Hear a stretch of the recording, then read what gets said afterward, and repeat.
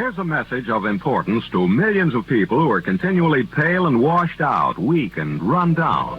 Doctors will tell you that these conditions are often caused by a deficiency of iron.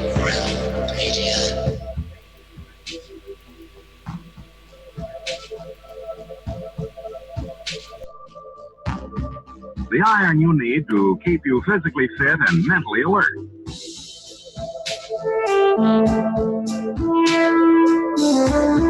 Medical studies show that 2 out of 3 women and many, many men lack the daily iron your body requires in a form your body can easily use and put to work.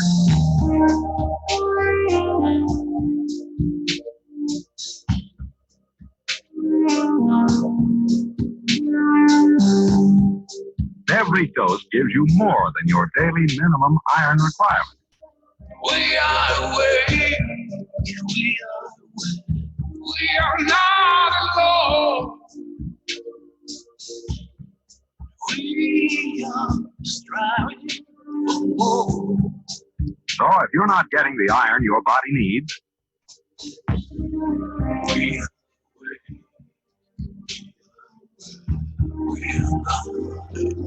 if you feel weak, run down, and are easily upset,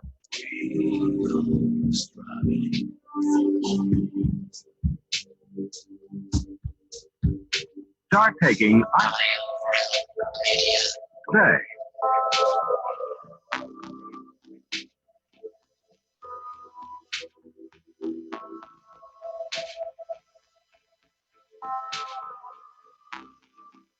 It's Friday, my dudes. Well, TGIF, ladies and gentlemen, welcome to Have No Fear. My name is Josh Corey, and this is the Iron Row Media YouTube channel. I'm going to jump right in and say hello to the fellas because, well, why the hell not? That's what we do at the beginning of every show. Zachary Zabala, hanging out in Colorado. Zach, I did talk to you a little bit this morning, but tell everybody how your week's been. Hey, everybody. Sorry about that. Phone in my back pocket. Man, it's been an awesome week, you guys. I am hanging with Bob and Cammie out here in Denver. This weather is amazing. It's like clear every day. It might have a storm roll in for like an hour or two. Oh, there's that dog. Oh, I'm gonna have to go rescue this dog here. I'll be back. I'm sorry, guys. This lady's looking for her dog, and I just found it. Nope. Go ahead, live rescue, and love it. You go do that hero thing. All righty. I'll go catch up with Walter. He was the other fella I talked to this morning, but you guys haven't heard from since last week. So, Walter, how was your week? How was your day? I'm fine, Josh. They should have heard from me this morning, like you and Zach. They should hear from you on Tuesday morning, Friday afternoon, all realm, all iron, all the time. Hello, everybody. It's Friday. My dudes, did you fix your soundboard, Joshua? I'm repopulating. I've got most of the populated. We had a very bizarre. Oh yes, we had a very bizarre show this morning without our usual bells and whistles. So it was raw radio. Hey, hashtag raw radio.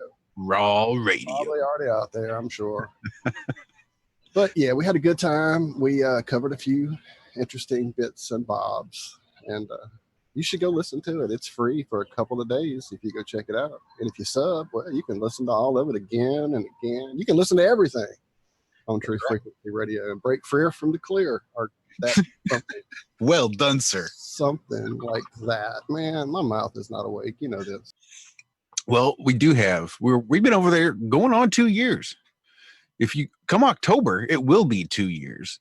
So if you go ahead and sign up for a subscription through the Ironworks page there on tfrlive.com, you will be able to scroll back all the way back to October, almost 2 years ago, to our very, very first guest ever on the Ironworks, one Mr. Rob Freddy. And Rob joins us again today.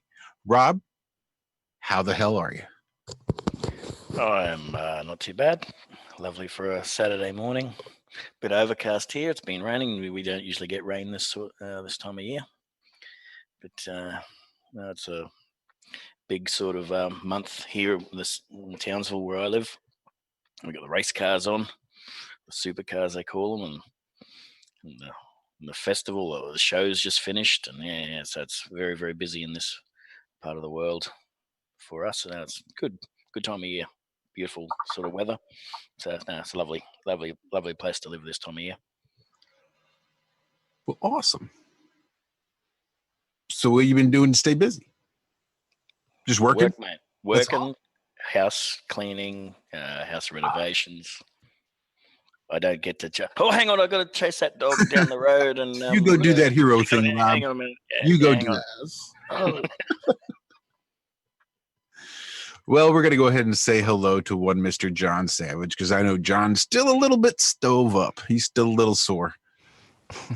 So aside from being still a little sore, John, how's your week been? Was that a cunning way of saying don't talk about being sore?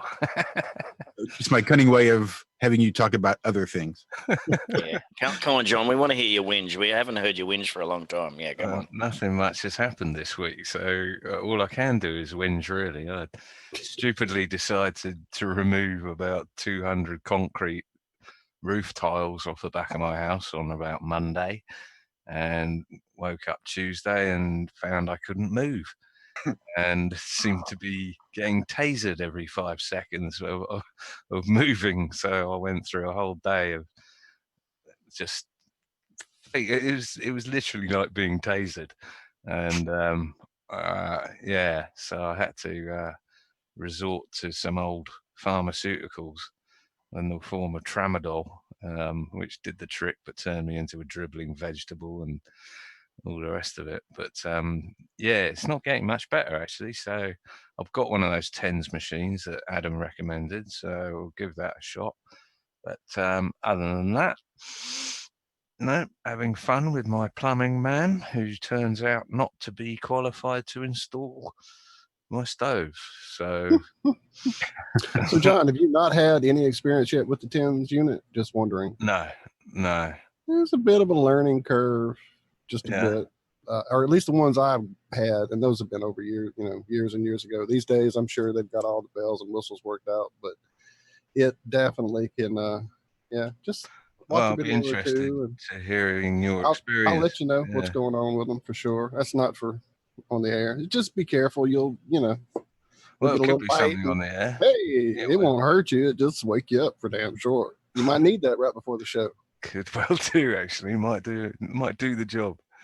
All right, what you do is you get a remote TENS unit for us, and when we're reading the fucking chat, you just zap our asses. Well, that's what it felt like on Tuesday. That's what it felt like. As someone was playing voodoo on my ass and just sticking needles in every 5 seconds. I'd be walking about the learning curve for sure. You can get those muscles to where they're like not in a happy place, but if they're already tweezing and twinging and singeing up, then you definitely are. That's the point. You're trying to get that break that almost like a defib type situation is trying to break that pattern of the spasm that's going on. I you never might have to work through some of those little painful spots. Apparently, we're going to have a TENS unit segment today on the Iron Round.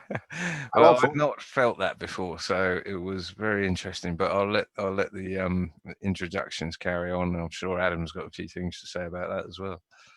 I imagine he does. I'm a big fan of TENS units, but yeah, like you said, Adam, he suggested it to you for your back, and I just dogpiled up on top of that suggestion. Adam? Yeah, definitely. Evening, everyone. I really rate them. I think it's something that works on many levels. Are we going medical? Just for a second to extol some virtue. Actually, recreational TENS unit. Yeah. Well, there is.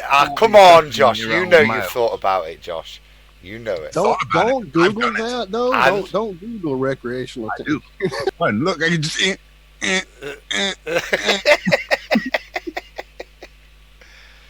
Yeah. Look, you can set it to a beat. You can do all sorts of fun stuff with it. I'm going to summarize very, very quickly. John's in spasm. It's very good because it actually stimulates the muscle, which helps work them out of the muscle. In turn, that produces natural endorphins and enkephalins, which is useful in producing natural pain relief. Okay, which will last and continue in terms of pain relief after you've taken the unit off, John. Stick it on, and I suggest we have a live on-air therapy session. See how you get on, bro. And I bet you what, I tell you what, mate, you won't believe the difference. Go strap it on. No, because the missus got a little one, got some little 15 quid one that it doesn't even have wires or a handset or anything. So I've said to take The that one back. stick-on one that you just have, it has like a little control unit. We've actually got tiny. It's not a bad one. It's not a bad one. It gets the job done in a very specific spot. I'd rather get the 4 padded ones. And that's what I was going to ask you next, is if you had the 4-way. That's definitely if you can get a crossway going with the opposite here and the opposite here, and get that going. Well, either way, it's got to be better than 10-year out of date tramadol, which actually did the trick. But probably so. I wouldn't have taken it without someone's advice. Oh, piss off! Probably a stupid thing to say there. You did not advise me to take 10-year out of date tramadol. Do not implicate me. I only did it on my own volition. No. So that was part of my week, Josh. Other than that, it's been ridiculously busy with Flat Earth. Although we did receive. We can't talk about it, can we? But we did have this thing that was sent to us, which I suppose will come out soon, which was really good. That got John out of spasm a little bit as well. So I'm looking forward to that coming up. But other than that, I've been just trucking with Ranty. I've had lots of fun with him, and probably one of my busiest weeks in Flat Earth. You know what I mean? With this, that, and the other, popping on Nathan's, having a slap about tonight. Loads of bits. So I suppose I want to get into some of them in a bit more detail. So, yeah. Evening, everyone. Is Zach back? You sorted that dog yet, Zach? Seems like. I guess not. No, he's back. He's a speedy rescuer. Look at that. There he is. He's just rescuing a cat from a tree. What a guy. I didn't even get to touch the dog. The owner came up like right behind me. I got about halfway to it, and the owner came up and was like, "Oh, thank you so much." But she got him. Well, good. Yeah, beautiful boxer. I mean, if it were Hank, I would want somebody to try to help out as much as possible. So, yeah, whenever I see something like that, it's like, oh, okay, time to go. Hey, minion, get in the yard. Absolutely. Well, look at you being a hero, Zach. Just doing my part. Comes great responsibility. Well, we've got an awesome guest tonight. He popped on for our Christmas show. Because it was Adam's brilliant idea, given the fact that we didn't have any real material for a Christmas show. He says, why don't we just see who wants to pop on and say Merry Christmas? So we just started throwing invites out there just to see who would bite. And our guest tonight was one of the few that actually did. And he called and was on Iron Rail Media for the first time. And now we welcome back in a longer, extended version, Chocolatesayian. Chocolate, welcome. We are so thrilled to have you. Yo, what's up, guys? How you guys doing? What's up, Chocolate? Good to be here. Yeah, great to have you, Chocolate. Long time coming, pal. Thank you, brother Adam. I appreciate that. Shout out to everybody in the chat, everybody for being here. This is cool as hell. Shout out to Adam for the awesome thumbnail. The thumbnail. Oh my God, it's so awesome. We worked on it. We did. It was a collaborative effort. Yes, to all of you guys. It was a proper IRM team stint. There's a few other pictures that are probably worthy of sending you as well that you might like for your chocolate art collection, mate. Send them all. Yeah, do it. Send them all. I love them. I'll even use some of them. So definitely do that. Thank you. You're welcome. We wanted something that was worthy of your appearance.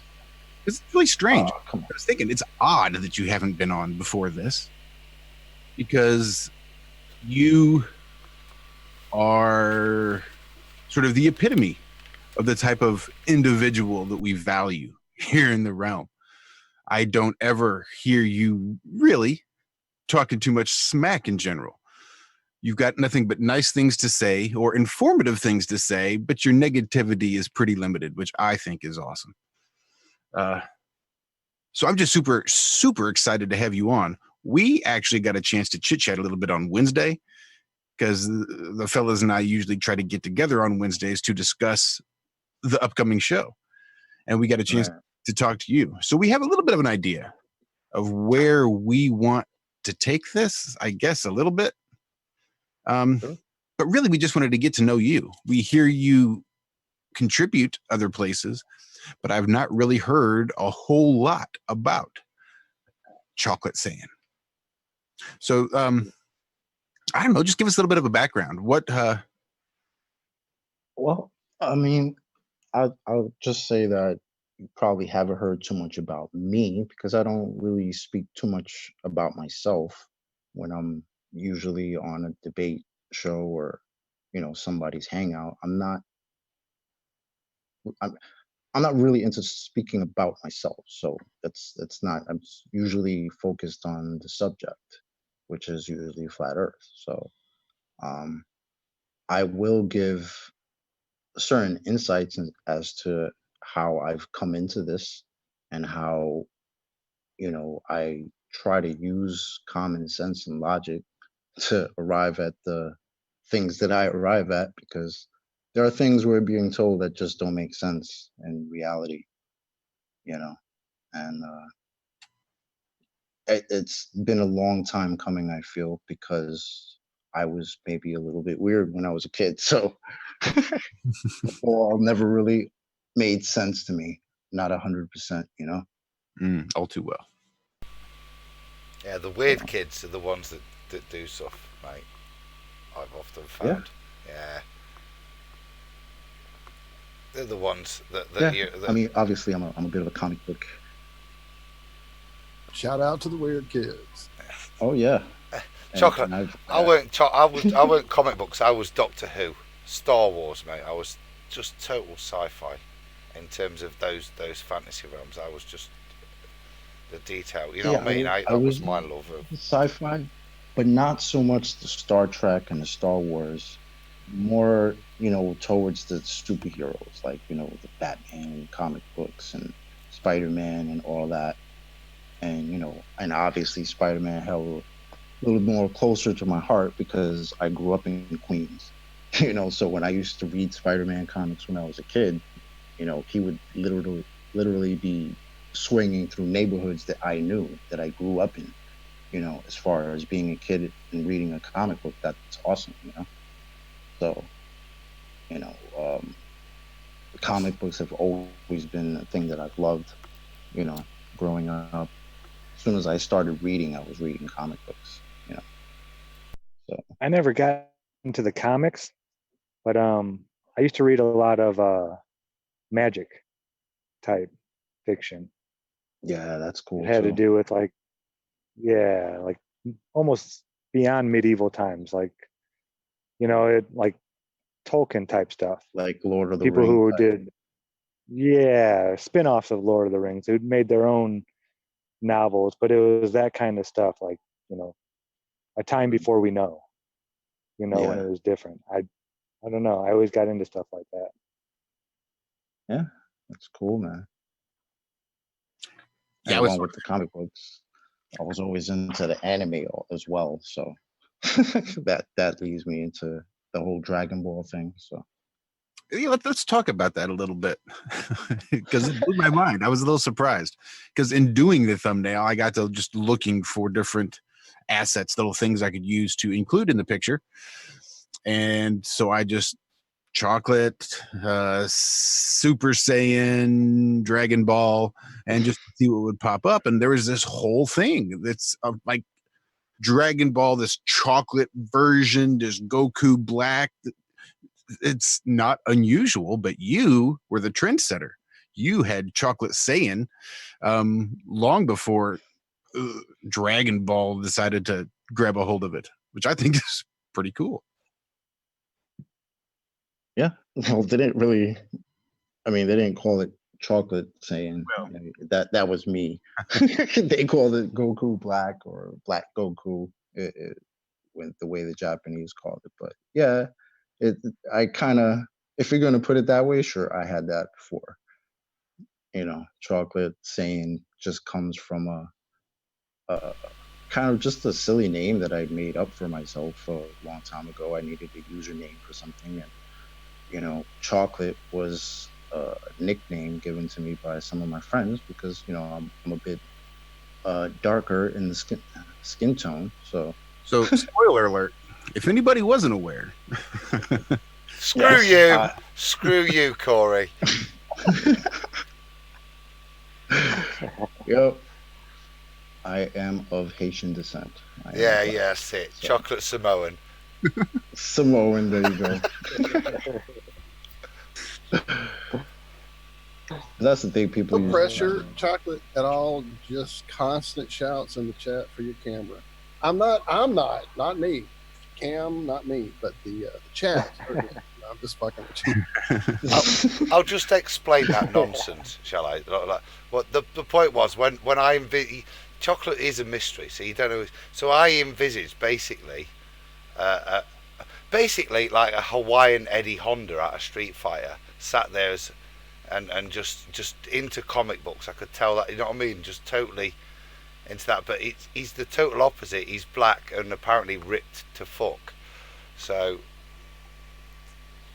that's wow. That's mate. I heard you drop a couple of hints. I mean, I assume the saying choice was due to physique as well. And well, I won't lie. Dragon Ball, and it might sound weird to people, but Dragon Ball was one of those things. Like, I literally got inspired to work out because of Dragon Ball, because of certain, not just Dragon Ball, just anime in general. Like, everybody has their thing, right? Their something that kind of sparks them. And yeah, so it is that for me, it was, watching, these ridiculous fights between these two anime characters, and it would just be, insane to me. And it inspired me to work out. And, I was a bit chubbier, like the earth is supposed to be at the bottom when I was younger. So, I don't know. I got inspired to just work out and try to get in a better place for myself. And, Dragon Ball did it.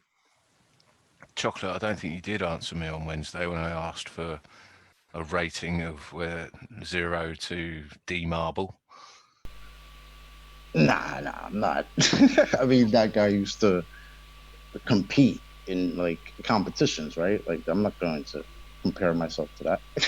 I'm just a normal guy. You know what I mean? Just a normal guy. I'd say I'm like maybe a 6 at tops. Could use some work, but hey, why not, right? There's always training to be done. That's right. So. You never stop training. Nope. Never.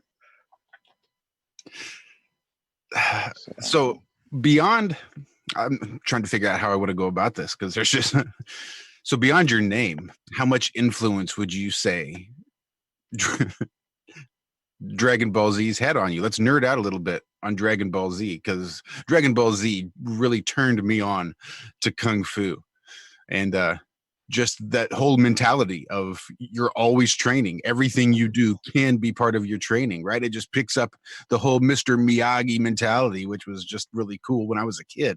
And as an adult, when I found Dragon Ball Z, to see them doing this Kung Fu, it really got me more interested and got me to dig a little bit deeper into the different styles of Kung Fu and all that good stuff. But how has Dragon Ball Z, beyond your name, affected your life? Hold on. For someone of a different geek breed, what is Dragon Ball Z? Perfect. Even better. There you go. Chocolate, give him a little bit of background. Tell him exactly what's up with Dragon Ball Z. Give you the story of Dragon Ball Z. Well, Or at least maybe I'll try to give like the Cliff Notes Get the version heights, real right? quick. Yeah, the real quick Cliff Notes version would be Goku, the guy on my icon.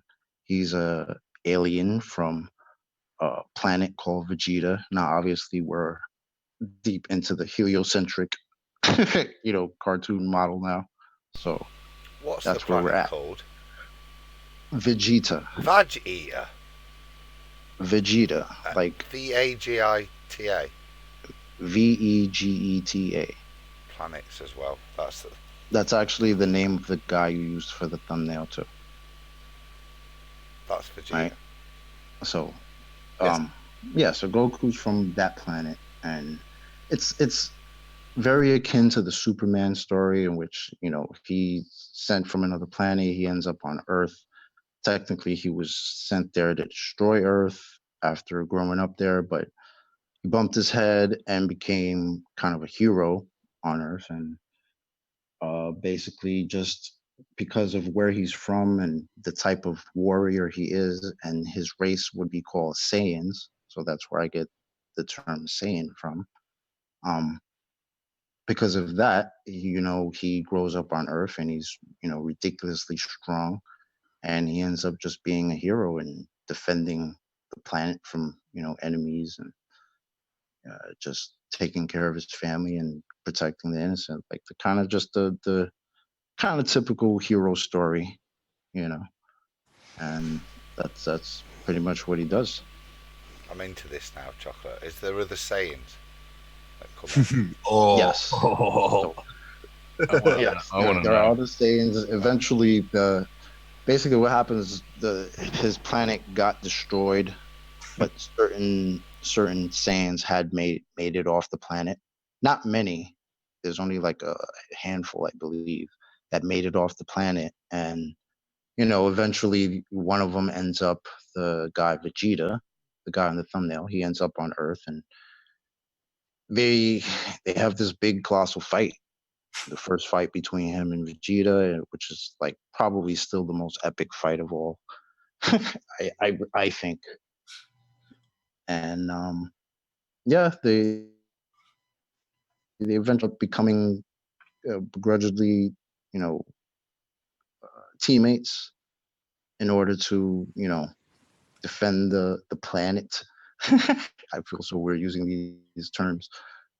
Defending the planet from other enemies out there. So yeah, it's just real typical hero story, and he as a cartoon, if you can see a cartoon as being inspiring, you know, he'll do whatever he has to do to, protect those he loves and all that. And at the same time, he likes to test himself and be the strongest, continue to train to just, test himself. It's constantly competing against himself. And if he happens to find somebody stronger, it excites him. And that reminds me a lot of me, because that's the way I was when I was growing up. Now, I grew up watching, I knew about martial arts way before Dragon Ball Z. I mean, I grew up watching kung fu movies and, um, all types of like the old school anime, like, Fist of the North Star and Ninja Scroll and, Akira, all the old school, real good flicks, right? Plus the old kung fu flicks, Snake and Crane, and all the Gordon Liu martial arts films back in the day that would come on, Fox 5, on Saturday mornings. And yeah, I mean, I was always into that until, my parents had put me into martial arts, and I actually learned a bit. I spent a couple of years in the martial arts until, right before I actually trained, right before I was supposed to get my black belt, I kind of left the school because I had moved and stuff. And, What I discipline always, do you? basic Shotokan karate. Like, it wasn't anything fancy. It was really just basic karate, you know. So Chocolate. It was Did pretty you ever fun. see? Did you ever see that there was someone who was bringing out a comic book, a flat Earth comic book? You ever see that? A couple of years back. Flat Man, I think it was, or something. That's right. Yeah. I don't know about that, to be honest. I saw cover art for it, and that's all I ever saw. I lost track of it. There's so much going on out there. It was on Patreon or something, wasn't it? And That may be as where far it as I got know, found. they did put out the first edition or whatever, but it will probably be one of those rare things. But yeah, I'm just wondering if the planet of Vegeta is anywhere near planet Sorvaj. That's not exactly it, sorry. I understood you, Adam. I Don't was worry. thinking, what? It might just be the accent, but yeah. Vince White, a flat Earth comic and card game on Kickstarter. Huh. You beat me to it. Thank you, sir. I had one thing to say, and it's not so much in defence of you, but me, but you use it in terms of the realms. They talk about planets and stuff, and you felt the need to defend. I don't care. I grew up with Star Wars. I grew up with sci-fi, and I still love it. And it's fantasy. Always was. I never actually thought I could get in a TARDIS. Well, I did. I dreamt of getting in a TARDIS, but I never actually thought it was real. You know what I mean? And there's nothing wrong, especially in the crazy world we're in, with a little bit of fantasy. Just chill out and Yeah. Imagination is a beautiful thing. And then there's also this aspect. I mean, we've learned to take the idea of those other planets and turn them into outer lands. And there's that whole idea that was, I remember videos about it a year or two ago about Bruce Lee coming here from one of those outer ring places and bringing his art and his Ilakwata theories and that whole thing. I don't know if you guys saw that when it was going around. that's what Zach's saying, isn't it? When he was saying what he grew up with, which was kind of fantasy stuff, Lord of the Rings. That's all realm based. It's just other realms. It's not other planets. Whatever those realms are, portals or whatever. But they you know. That map is supposed to be from the Tibetan ancient 1,000-year-old scrolls. You know, that whole thing sounds very right in the middle of a movie like that. Shout out Ruben for that map. I need to point out, Awesome, I think. it was glossed over, but so Chocolate's favorite fight scene was between Vegeta and Kakarot, their first fight, which is a good one. But when he says an epic fight scenes, that's no joke. Dragon Ball Z's fight scenes go on for episodes. Like a third of a season is one fight. From the time the fight starts to the time it ends is like 9 episodes. It just goes on, and then it stops, but then it starts again, and then it stops, and then it starts again, and then it's finally over. But it just goes on. So an epic fight scene for Dragon Ball Z really is a considerable amount of a season. Yeah. Yep. Depending on the enemy. I mean, sometimes they'll literally take, this is one of the complaints people have, because sometimes they'll take, you know, a whole episode just to actually power up. You know, it's kind of crazy, but it's like, you know, they try to express to you how strong these guys are. I mean, we're talking about people that can destroy planets with, you know, energy that's coming from their hands, you know. So, you know, I love it. I think it's awesome, the fights. I mean, Goku versus Vegeta was one of my favorites, but then, I mean, I love Goku versus Frieza, Cell versus Gohan. You know what's obviously, I love Majin Buu. We like a bit of research on Iron Realm, especially for our guests, but it sounds like you might have got a convert with Josh, mate. I think you sound quite into it, Josh. In real life, I have like one friend with whom I spend time with and just hang out and kick it, and he is way into it, to the point that he'll want to come over and just watch random episodes and just like pick up in the middle of the season and just start watching. So he burned me out pretty quick. But again, it was the kung fu that got me. I like the cartoon. Again, some of the fight scenes were a little bit long. And there's so many seasons, so many different ones. And it's sort of like when you're playing, well, you understand when you're playing Pokemon, the way you can only level up the game so much until pretty soon you're just exponentially raising things within the confines of your system. So you can only do it so much before it just gets a little stupid. The repetitions, yes, it can indeed do that. And that's what Dragon Ball Z ended up feeling to me a bit like, just having to watch these random episodes and stuff like that. So it did get to be a bit repetitive for me, which is why I moved on into the more live action kung fu stuff like the Ip Man and Ong Bak and all the good martial arts movies along there. But I do enjoy it. There's a lot of esoteric. There's a lot of really, well, again, I hate to go back to Pokemon, but Pokemon gets a little satanic. And I think that Dragon Ball Z has some of those aspects in it too. There's some very esoteric aspects to it. It's not all just tournament fighting and planet saving or planet destroying. There's a lot of information that can be gleaned from Dragon Ball Z. And I think it's probably that truth that resonates with the kids and the young adults, the younger guys that watch this, because they realize that somewhere hidden in this flashes of colors and lights and nonsense, there's a deeper truth that's being conveyed here. And it really draws a lot of people in, I think.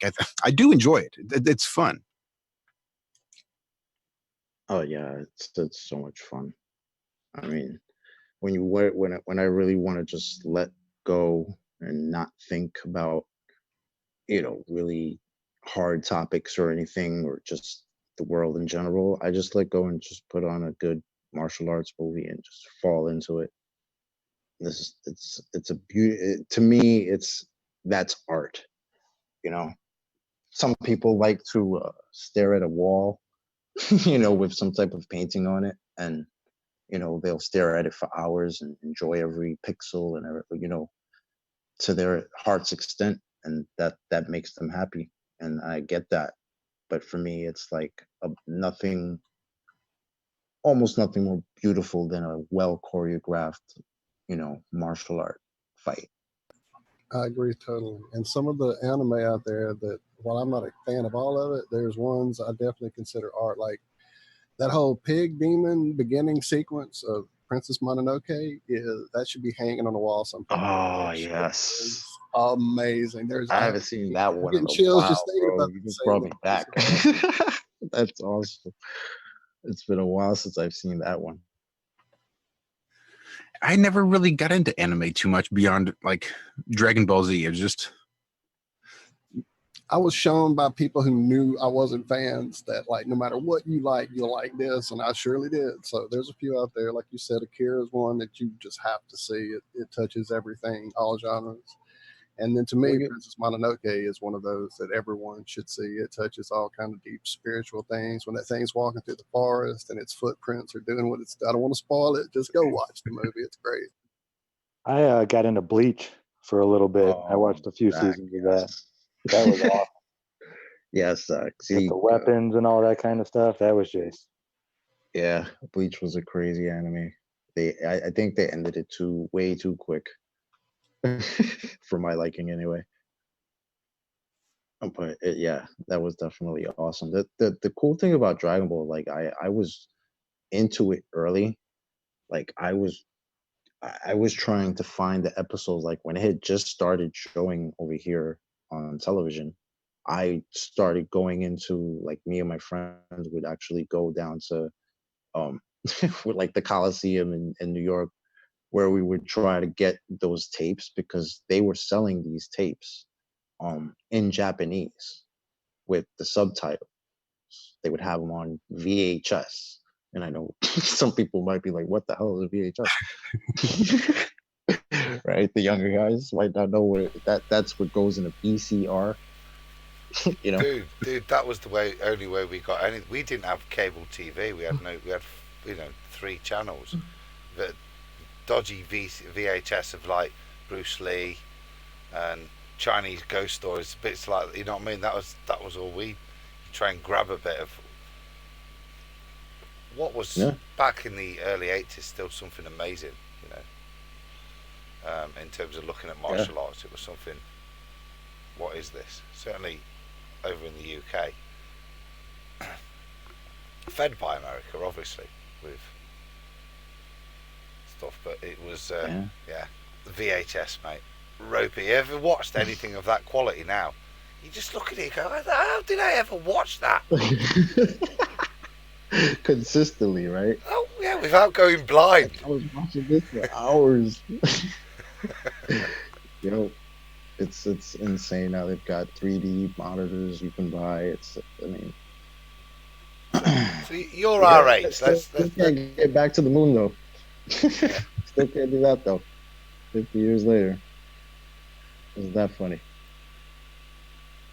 I was going to say, Chocolate. So you're roughly our age, sort of in the 40s mark. Can be delicate around there. There's no need to go any more detail. I don't think is needed. Yeah, early 40s. Yeah. 42. I don't mind saying it. A lot younger in spirit, all of us, obviously. But how long have you been a flat earther for, then, pal? How long have you been getting into truthing? And just give us a bit of what got you into this shit, mate. Oh man, what got me into it? Oh, like I said, I was a little weird when I was a kid. So certain things I would, sit and think about and dwell upon, a lot. And one of those things was the world around me. And I never, there was always something about the ball, the sphere that we're supposed to live on that never really made sense. And I still remember to this day being in school and just, looking at the globe and saying, something about what I'm told about that thing doesn't make sense. The very concept that we're sticking to the side of a spinning ball in space just never sat right with me, and as much as I love science and, those types of subjects, this particular aspect, it never clicked for me. I accepted it after a while. I would ask the teachers all the time, how does this work? How does, where is this coming from? How are people doing this? How are we sticking to the side of a ball? And, after a while, the teachers are like, hey, look, there's only so much I can really tell you. What's in the book is in the book. It's, they figured it out and you just got to know it for the test. And, that's kind of how it goes for us, right? Where we start asking questions. I mean, we're given all the answers right there. We don't have to think about it anymore because it's given to us. So, after a while, like I guess like every kid, I said, all right, I mean, somebody's figured it out. I got to give it to, it's in the book. Somebody did the math. Somebody's got to be right. Maybe I'm just weird and that's okay. you know, but I continue for the rest of my life just asking questions, kind of just keeping it to myself because who am I going to talk to about this? Everybody accepts it. If nobody else is questioning it, eh, I might as well just question myself, you know, and see where I come from in that regards. And um, I don't know, you just live your life and you don't think about it too much, except when you have those moments when you do. And um, as far as getting into the to flat Earth and the truth thing, I mean, I never really thought, as much as I knew there was something wrong with the world, I didn't really focus on it much. I growing up, I had to go through certain things in my family. You know, my mom and dad split, and then my mom passed away when I was quite young. You know, still a teenager, and you know, I had to kind of deal with that and just you know uh, just motivate in my life, and I started working and just kept myself real busy. You know, just trying to build some type of life for myself. And the I guess the first time, it might sound weird, but the first time I started thinking that you know there really is something wrong with the world was kind of was when I watched The Matrix. I came out of that movie for the first time really thinking, you know, that's really how I do feel. I do feel as though there is something wrong with the world and the way I'm told. You know, something's off, you know, but you don't, it doesn't really click, you know, when you're not thinking, it does, but it doesn't. You know, when you're not thinking about it, you're not focusing on it, you know, you never feel yourself moving, but you don't really question it when you go outside because you've been told all your life, oh, it's just so big. It's, you know, it's got to be just don't feel it because it's so big. It's the, like my boy Travis would say, it's the great scale negator. You know, shout out to Travis. And they just keep telling you it's so big, you're not gonna feel it. You're not gonna feel it. Okay. Um, but yeah, those types of things don't really click to you unless you focus on them. And I came out of that movie feeling like that, like something is wrong. Can't really picture what, but something is wrong. And I didn't really question that too much until 2001 when I was in New York when 9/11 occurred.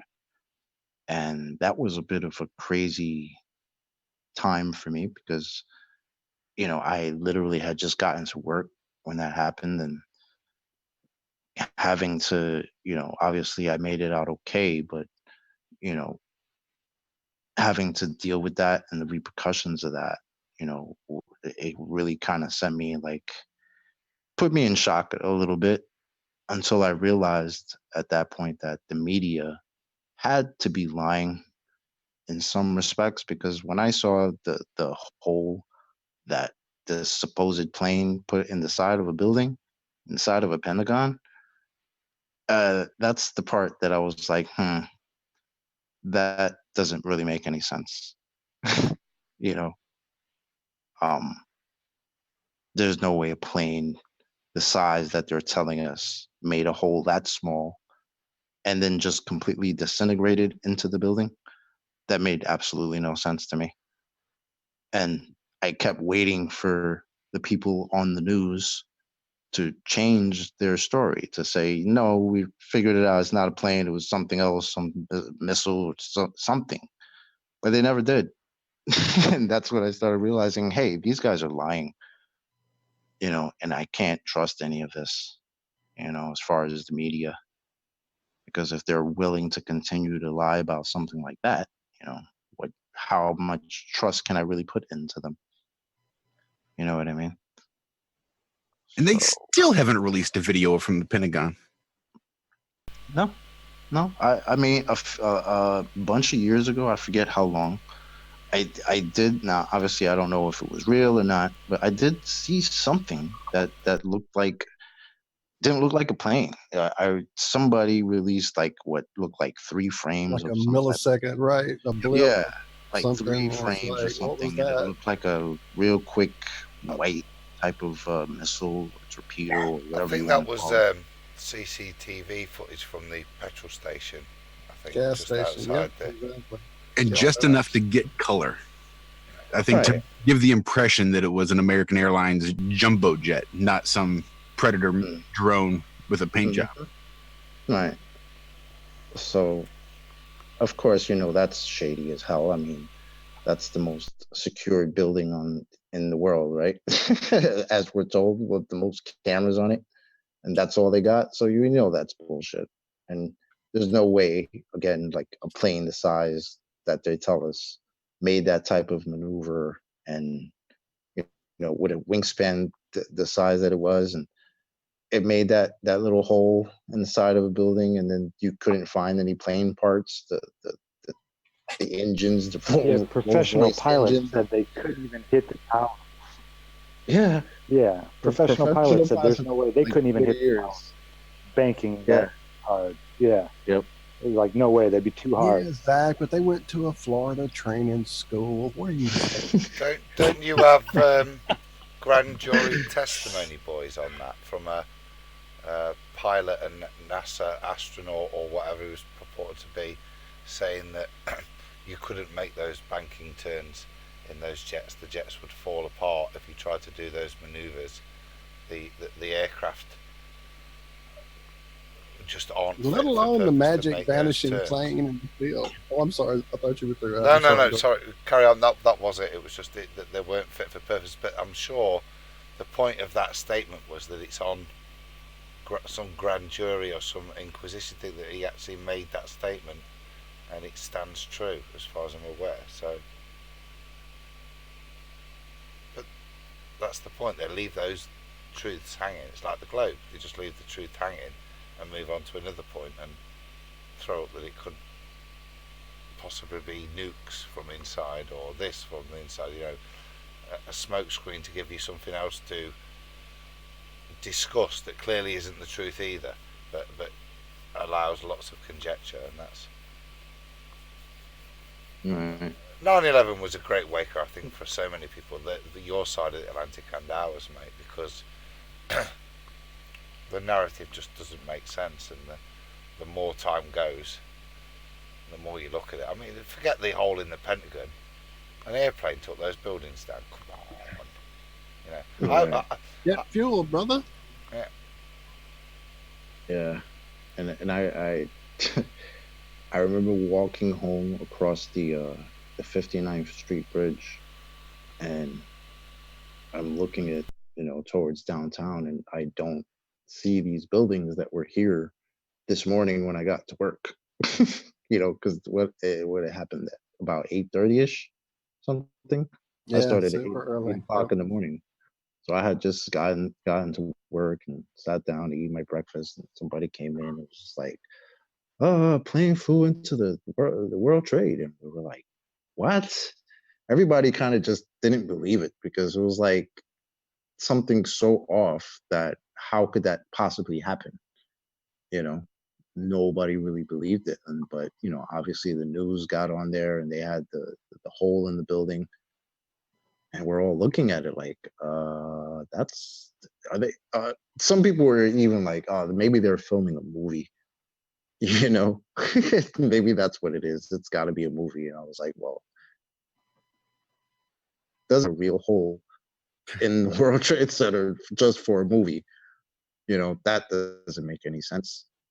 But yeah. And then as we're watching it on television, I don't know what it was, but something happened to the other building. And that shit blew up, and that's when we were all like, oh, okay, this is obviously not an accident, this is some type of attack. And now the first thing I'm thinking is, holy shit, I'm on this island right now that is apparently a target.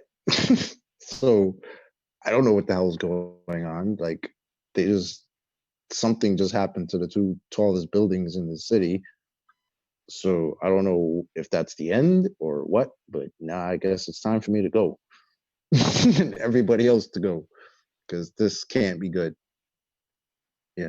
Well, if you remember that day, they were milking that shit as hard as they could to instill that fear in you. People who weren't even in that city, near that city, were looking out for the planes overhead any second. So they drove that shit hard. I remember the feeling. It fucked up so much that week I had going on and going to concerts and things that were going to happen, and all of a sudden everybody's like, oh, we can't be outside. We can't. I'm like, what the fuck are y'all thinking? This is so idiotic. This is not real. Right. Chocolate, can I just summarise then, from my point of view then? So you were Go there for it. that day, but you don't believe the narrative either. Oh, definitely not. The mainstream narrative, definitely not. Not at all. I can't testify as to whether they were planes or not, or what happened to those buildings. I know those buildings aren't there now, so that's not the hoax part. Because I know there are people with wild theories of whether people died or not, and you know, uh, me personally, I just can't see a way that nobody died or got hurt because was I frequented downtown pretty much every day, and I know how it was. At eight in the morning. I had just passed there to get to where I worked because I worked closer, midtown. So I had to when I took the train, it would pass, through that part of downtown to get to where I was. So there were definitely people there. There were definitely, things were going on. It wasn't like it was a ghost town and they just blew up the buildings. That's crazy. But as far as what happened to them, I don't know if there were planes. That's I guess still in the air for me. Some people will say they did. Some people will say they didn't see any. But I wasn't close enough to see any of that. What I saw was the smoke. Like I could look straight down Lexington Avenue because I worked at was it Lexington and Park Avenue? Yeah, about 46th Street in Lexington, and I could look down and see the smoke all the way from downtown. So that's when I was like, okay, obviously we got to get off this island because this is now a target. And I couldn't at the time. I didn't know what was going on down there. I knew that these buildings were, there were holes in them from what I saw when I left the television, but that was it. I didn't see them fall. I didn't notice anything that crazy until I looked down, down the street, and I was just like, holy shit. All you see is, that white, brownish smoke, and it's filling the fucking street. And you're like, holy shit, this is insane.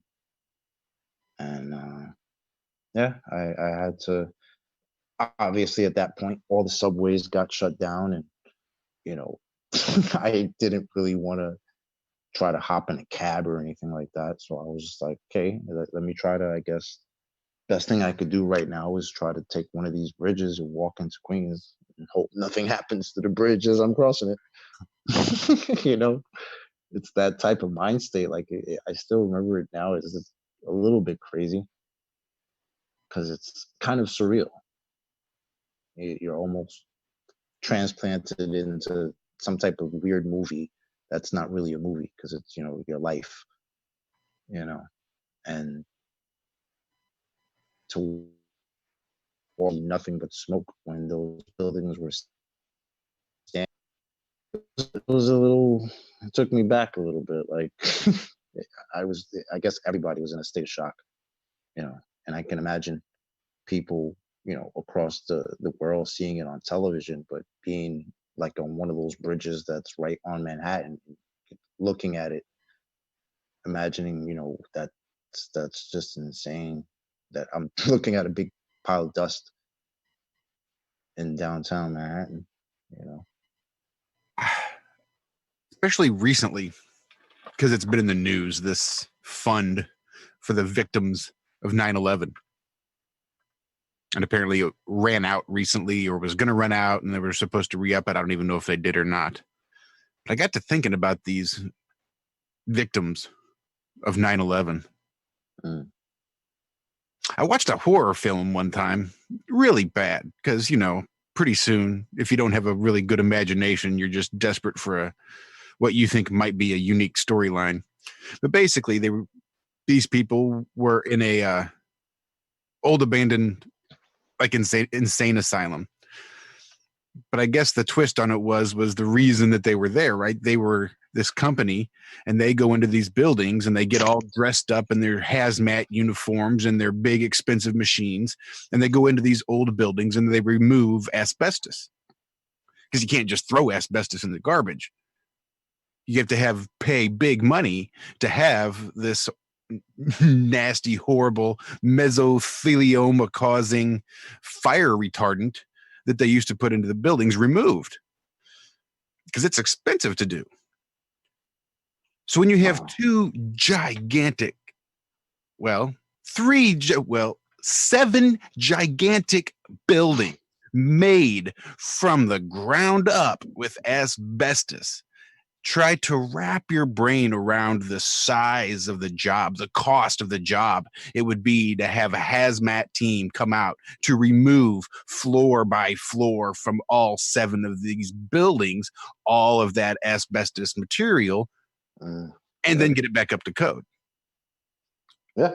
But that's insane. What if you could get rid of all that asbestos in about 3 hours and just blow it, scatter that mesothelioma, cancer-causing material, scatter it across the entire population of the city? Fuck it, it was an attack on the entire city of New York. I mean, that dust blew. You could see it, people running around just covered. And that means there's concrete, there's dirt, there's glass, there's all sorts of stuff that was in the air. But it's that mesothelioma, cancer-causing, fire-retardant material blowing down the streets that I think is what is going to ultimately be the big killer from 9/11. Not the 3,000 people that they claim died, whether that number is true or not.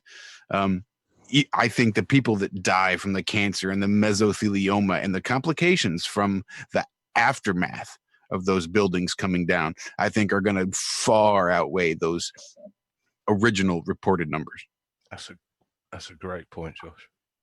I think it's already begun, hasn't it, with the cancer rates of the firemen and the attendees of the event. They seem to have had increased cancer rates of all leukemias, all sorts. Well, they just went in front of Congress. I don't even remember his name. He was some comedian. He took one of these victims up in front of Congress and was begging and pleading and, literally crying tears of pain and sorrow for these victims who are about to lose all this government money that they're being given. And the guy that he took up there to give his testimony in front of Congress just died this past week, I think, or the week before. I mean, it's really coming down the road that fast, where really the guy was testifying last week because he's sick and he's a victim. Now he's dead. So I guess if you can just hold out a little bit longer, you just pay fewer people, I guess. Worst part is you could smell it. That the stench hung out in New York. Like you could smell it for weeks after 9/11. Like just the stench of, the asbestos, the concrete. I mean, everything, whatever the whole mix, whatever that was, it was all over the city. And it was almost like the smell of death in the air in a way, which is, this is pretty rough, man. It was a little crazy. And, I know a lot of people all over the world got impacted by that, but like we really felt it out there in New York. It was like it was almost like reality had changed in a way, got really real, really fast, Yeah, that's true. I don't know. Start thinking about, I don't know. It's just weird. Have any of you guys looked into this idea that it was some sort of sacrifice?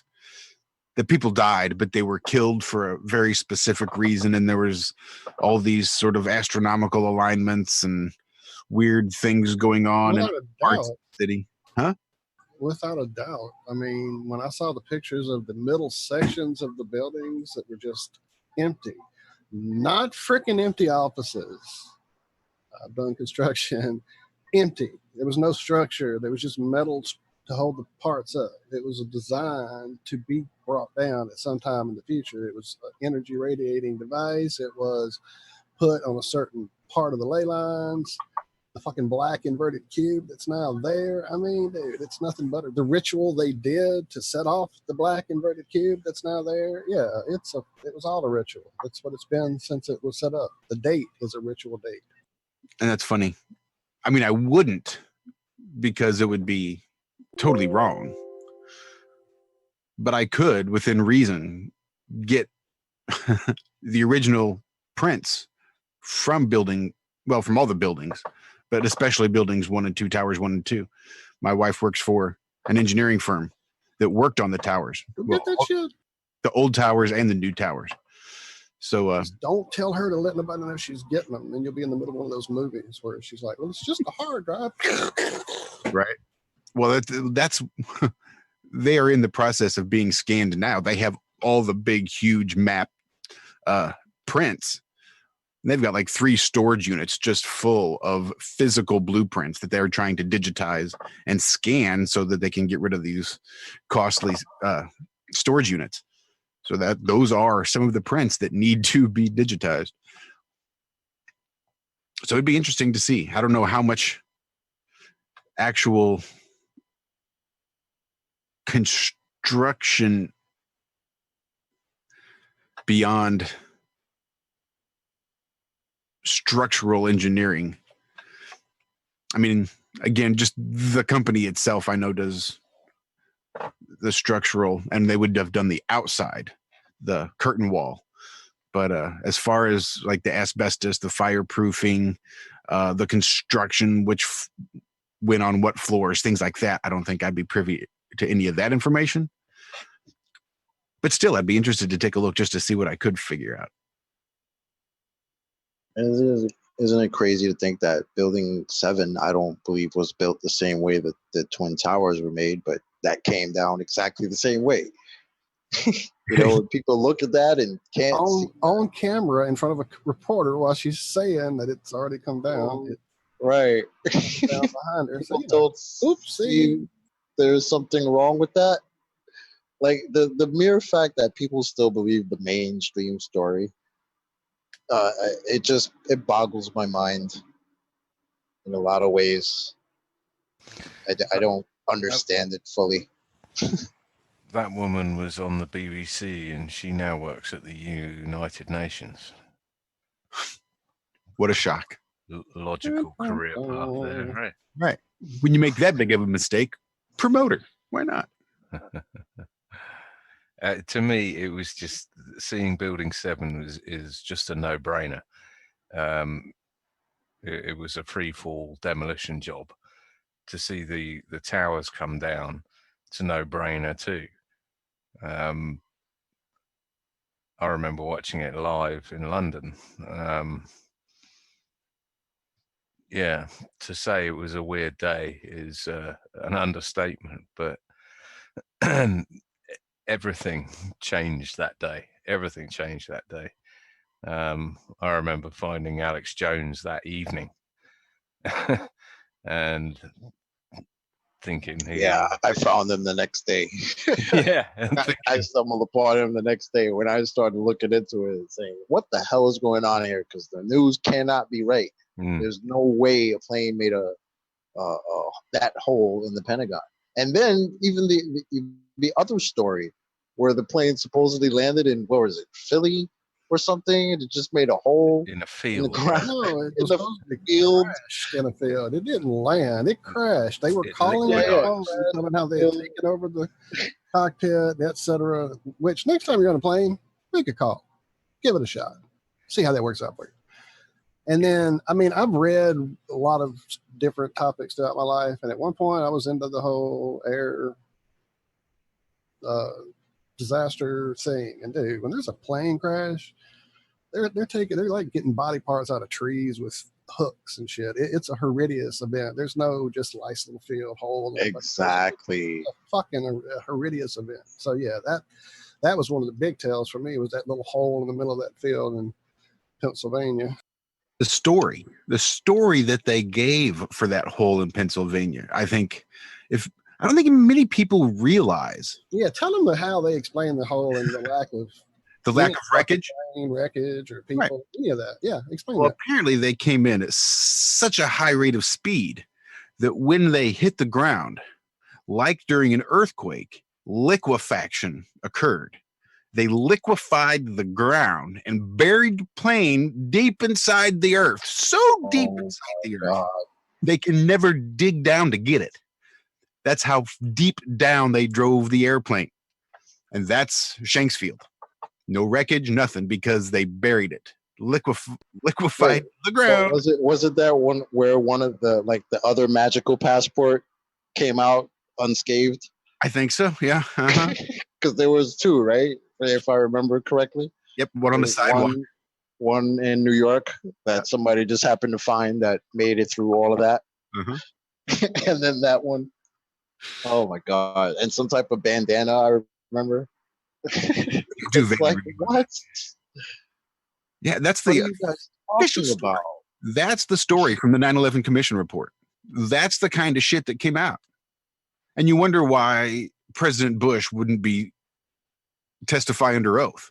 When they say shit like that, I wouldn't testify under oath if I'm contributing to that work of fiction.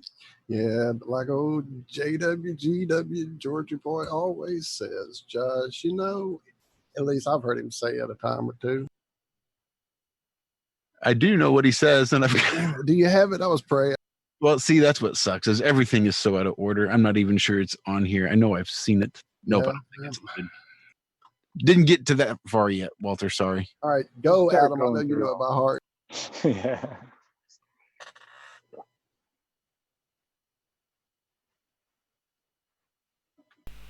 Well done, sir. That was muted. Amazing. I bet it was almost like he was in the room.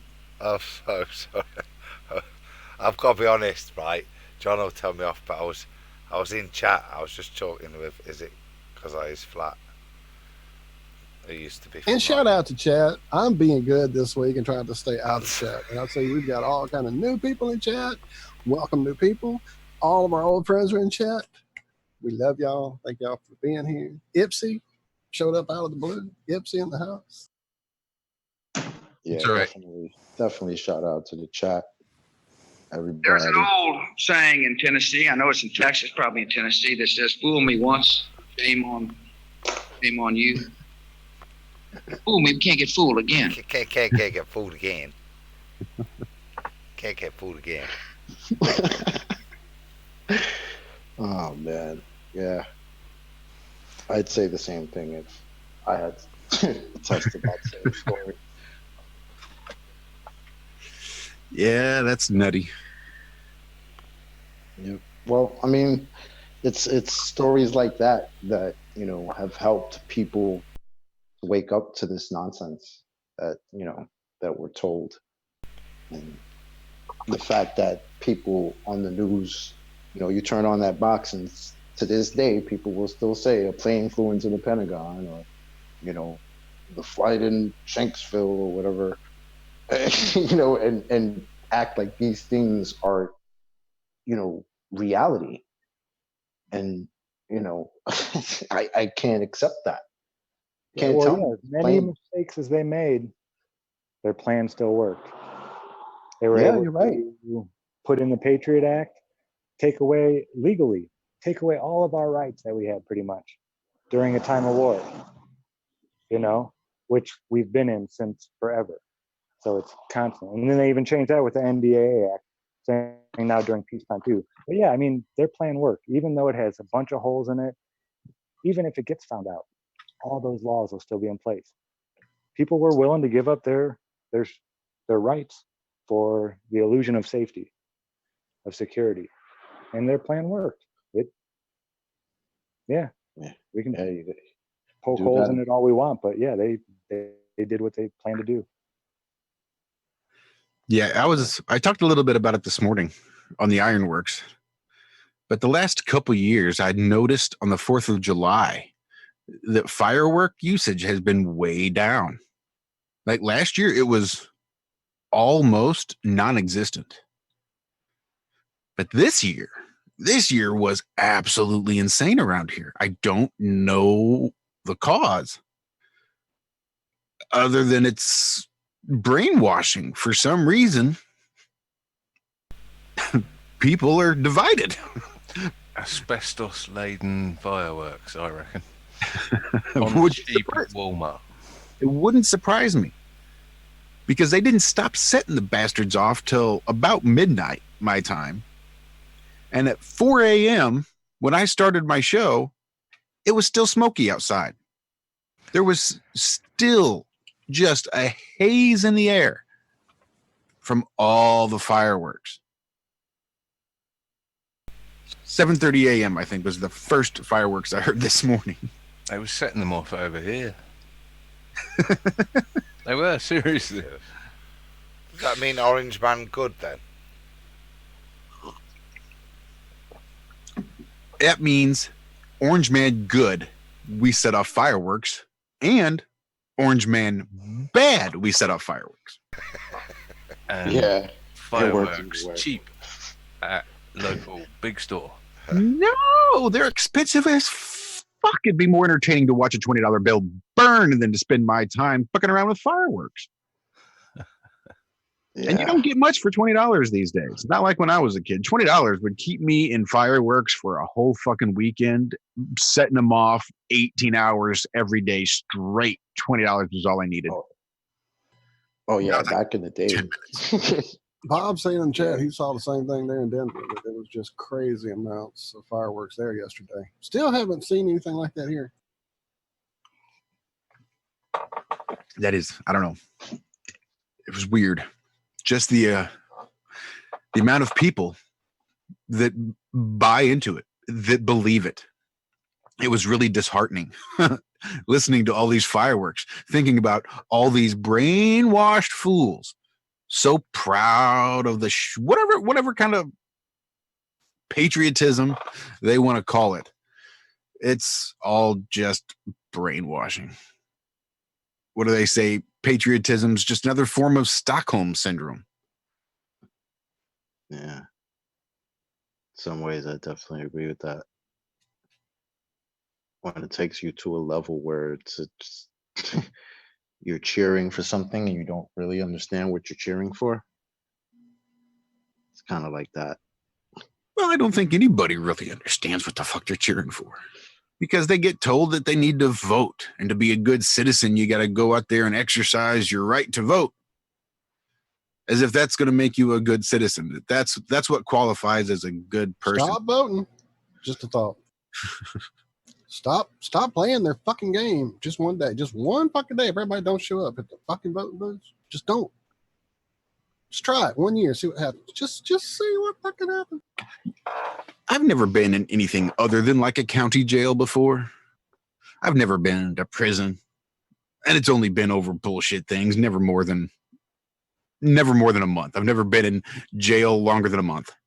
And it's only been a county jail. But I have met more people that are free in jail than are free out on the streets. How fucked up is that? Josh, how many? You say that so blasé. I've only been in county jail just under a month. What the fuck did you go to jail for a month for? It was only 3 weeks, and it was really self-imposed. Just because the only way to get me out would have been to pay a bond, and my wife at the time would have been made better use of that money paying bills than paying to get me out. I knew I'd get out eventually and just get time served, and it wouldn't be an issue. They're not going to keep me in there forever. So what's the difference between county jail and any other jail? Well, it depends. Like a city jail is usually just a couple cells. You go and you stay there for a few hours. You're not spending any considerable time. County jail, you actually have like in room. You get checked in. You get new clothes. You get a mattress. You get a blanket. You get a toothbrush. And you... Sounds like a hotel. Almost.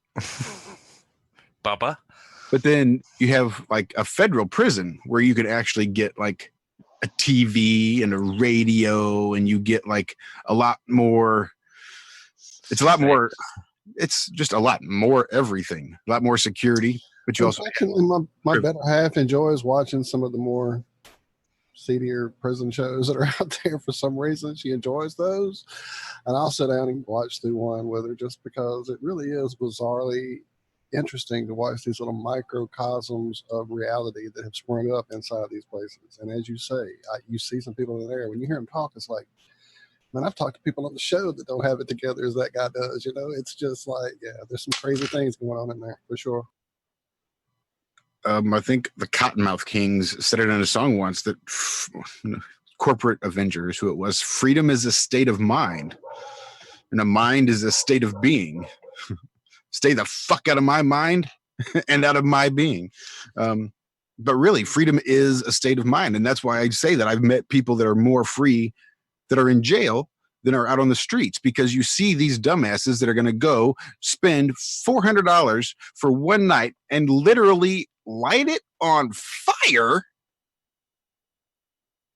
because they are proud that they are told what to do by somebody that they either said, I want you to tell everybody what to do, or their neighbor said, no, I want this guy to tell everybody what to do. Dude, that is such a great way to put it. I love it. I just thought it was disheartening.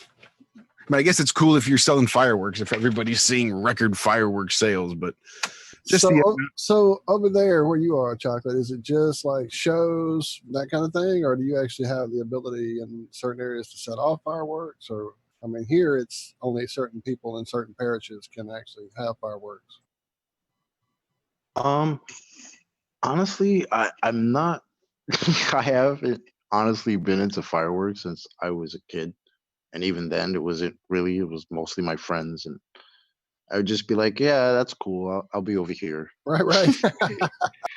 You know, I'll watch. It looks cool, but I'm not really trying to play with things that might destroy my hands and stuff. I need my hands. Wasn't my thing. Chicken shit.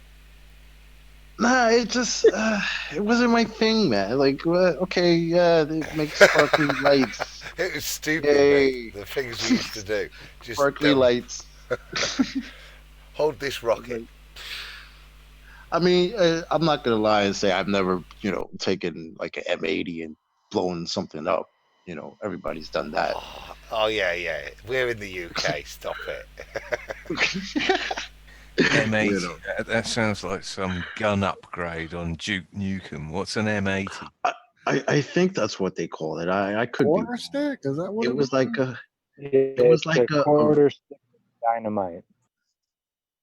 Yeah, it was like a right. It was like a red. I remember it was always red. Red. Oh, It yeah. just looked like it really just looked like a stick of dynamite in a way, like a smaller. In the UK, we get crow scarers. What's that? Do you know them, That's Adam? cool.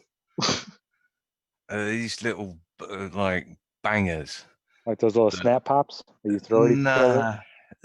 No, these are light them and chuck them, and they're loud, and they go off underwater and everything as well. It's for the farmers to scare crows, obviously.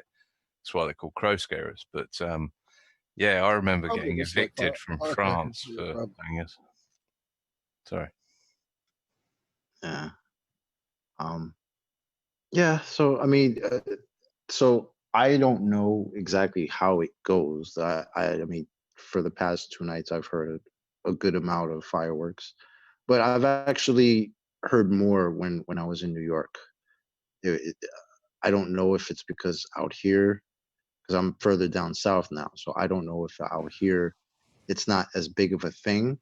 But I literally saw like this shack that was put up in the middle of a parking lot, not too far from my house, that just says fireworks. Just came out of nowhere, and I'm like, holy shit! Like they just created that just to sell fireworks for right now. That's insane. So I guess down here the laws are a little bit, less stringent, I could say. Is it not gunfire in New York? I mean, every film I've watched is just, like the Equalizer. Sometimes it is. Not always. Depends on where. But in the neighborhood that I grew up in, like, I don't know, it was weird because they were always letting off fireworks. like sometimes you could tell if it was gunfire. Sometimes couldn't always tell, but they were always letting off fireworks. It would be middle of winter, and for some reason, at 2 o'clock in the morning, I guess somebody's got some leftovers and is bored and just wants to let them off. So don't you think that would be like neighborhood gang mob policy to say to everyone, listen, it's your week this week, you got to let fireworks off. Your next week, you got to let fireworks off, just so that they can go around shooting guns and people will just go, it's just fireworks, don't worry about it. Right. I'm too much of a mobster, obviously. Hey, they were out there, man. I did hear. Enough. Sorry, go ahead. I was going to say enough of this Guy Fawkesy chat. About 45 minutes ago, Chocolate, I said that in a very succinct question, just how long you been a flat earther for? Right. Just throw me a number and then we can move on. Yeah, then you went quiet for 45 minutes, Adam, and I was in chat, John. Has been filling. I went mesmerised. I was. I'm trying my best to fill here, guys. You're doing very well, Chocolate. We are fucking useless. I've never spoken this much on any other hangout or show that I've been on, so. We've never let anyone speak as much, to be fair. Say again, Zach? You definitely lost the game today, Chocolate. Chocolate's losing the game today, for sure. John likes to insert pregnant pauses whenever he can into a conversation. John detests pregnant pauses, but John sits here in pure agony because he can't talk.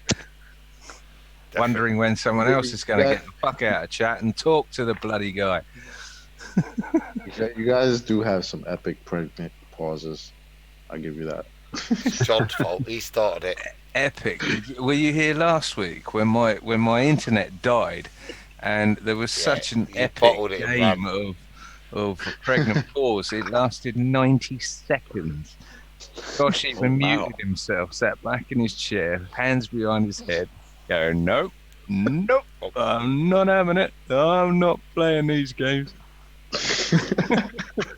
So there's a reason for this. There is. Well, let me.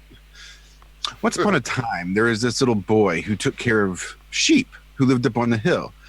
And he got so bored that he decided that he would come down and tell all the people in the village that there was a wolf up there trying to attack the sheep. But those townspeople, they heard him and they came running to protect all the sheep. And when the shepherd, the little boy, saw all those townspeople come running, he laughed and laughed because those dumb bastards, they came and there wasn't any sheep.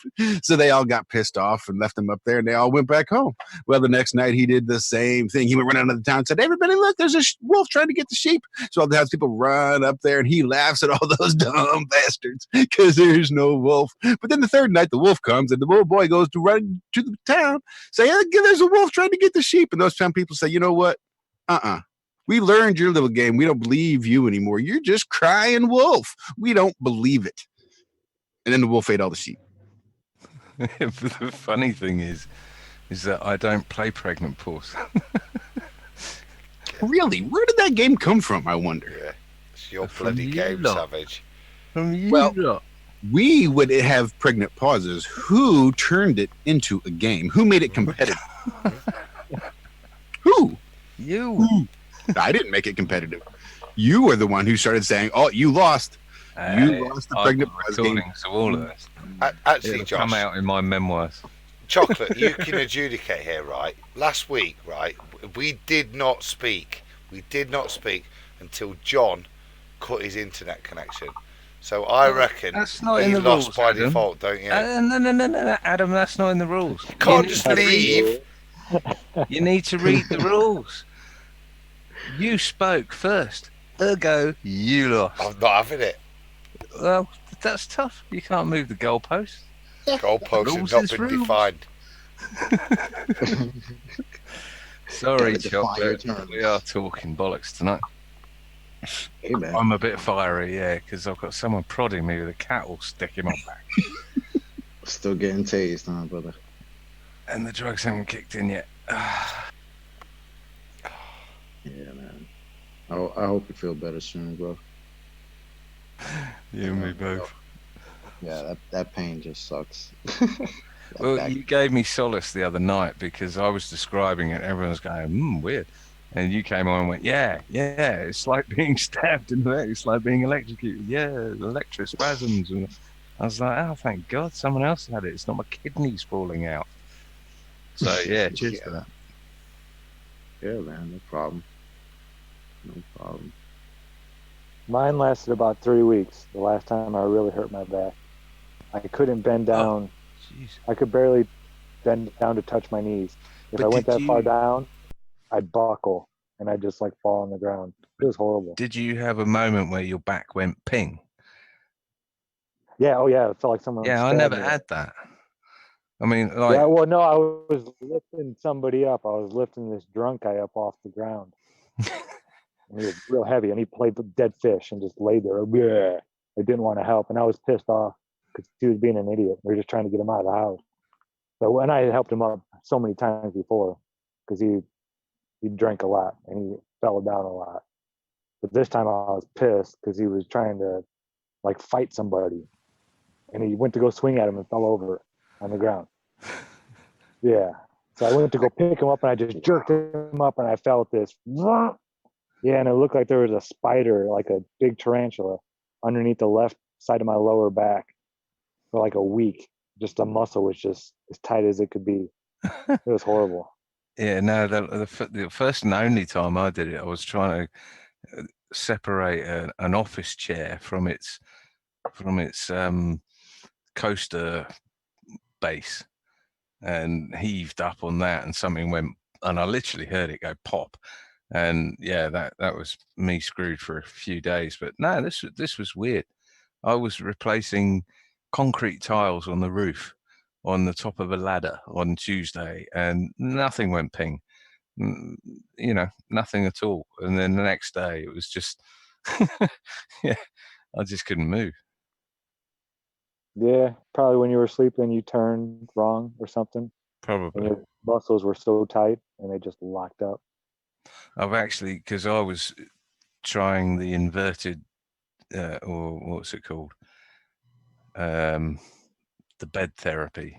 Inverted bed therapy? No. That's right. Incline. Incline, that's it. Incline bed therapy. So I was lying there this morning thinking, gotta hang upside down like a bat, John. Yeah, incline. Inverted bed therapy. I was wondering why I was hurting. Well, I would wake up with a red face every morning. Very strange. Legs aching, but hungry for blood. Weird. But yeah, so I've taken the blocks out today because I was lying there this morning in bed, and I was just thinking to myself something you said, Adam, about. You were saying the other night about lying on a flat floor and lying on the side that hurts, so that you're taking all the pressure off the muscle. And that sort of rung a bell in the morning when I was lying on this inclined bed and thinking, well, even if it's on a slight incline, that's going to put a stress on all muscles basically, because they're not lying flat. So I don't know. It's trial and error. It's hashtag test it, and I'll let you know. I hope that works. I hear the version is pretty good. I know it's worked for some people. Kind of like trying to. I don't know if it would work for you, because I think what you're having is more of a muscle problem, right? As opposed to like the inversion, I think is more. It helps more for like the discs. That, stretching out like the decompressing. Yeah. John's suffering from old age. Unfortunately, you can't strip a roof at your age anymore and not suffer the effects. I don't know. I've been doing a hell of a lot of manual labour over the last year, and nothing's done anything to me. I'll tell you, it's the stove man. He's turned his Mexican voodoo on me. He's sitting there every 5 minutes poking me with a nail. Well, let's move on. I mean, to what? I have no idea. So I have something to ask you, Chocolate. Have you seen the new video that Paul on the Plane shared this week from David J. Karen about Captain Cook? No, I can't say that I did. No. Cool video. Really great. Well done. Great song about something that I had looked into my first couple of weeks into Flat Earth, really trying to find some proof of some old historic things that kind of added up to Flat Earth, and certainly Captain Cook's voyage, taking forever to try to find just a little tiny island at the bottom of a ball and really never finding it. And that being his job and all that kind of really told me a lot.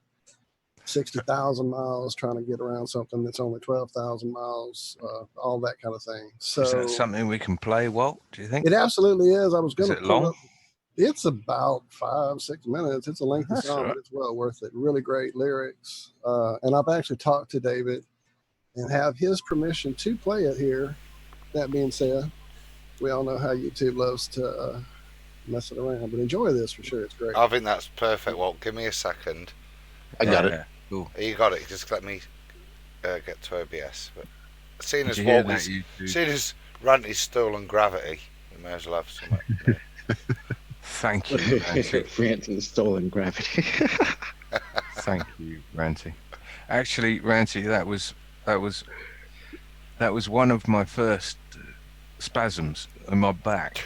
Was when I was listening to the Gyroscope Man and suddenly got invaded by gravity and spun round to fast forward it and nearly decapitated I myself. saw in Ranty's chat tonight, mate. He played it again, and someone that I hate that bloody song or something along those lines. So yeah, Who was that? I Who don't was know. that? You've got a kindred spirit, mate. There you go. It's not that I hate it. I just hate listening to it. It's like you don't want to. It's like a song. It's like a meal. If you had ribeye every single night, you'd be sick and tired of it. You know, I quite like the song, therefore I don't want to hear it. You don't want to play it out. That's what it is. You like it, but you don't want to hear it like all the time. You want to have a bit of yeah. I get that. John likes it so much he never wants to hear it. That's how we know he really likes it. That's how I know I really like it. I just never want to hear the bloody thing again. Go on then. Let's hear this one then. Well, we got Ends of the Earth.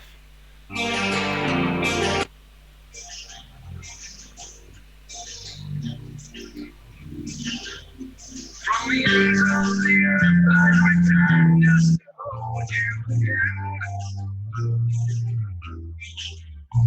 In the tavern in Plymouth, our adventure awaits to my wife. This sucks. Well, as you wait from her gate, with a voyage at sea destiny, I have paid for 8 pieces of silver. I boarded my freight. 2 years of provisions from sauerkraut to nails. Yeah, that sounds bad on my end too. Yeah, We're man, gonna it's get not- struck for this, yeah. man. That's got BBC in the corner. Yeah, it's not even audible, Josh, at all. Really? I mean, not at all. On my end, I can hear a couple of words every few seconds as they kind of ring in. Other than that, it's not working. When it first came in, it sounded all right, but then you turned it down or something, or No. well, you're going to get hit for it because well, there was BBC blurred out in the top left corner, so you can spot the BBC a mile away. I won't tell you how. Huh.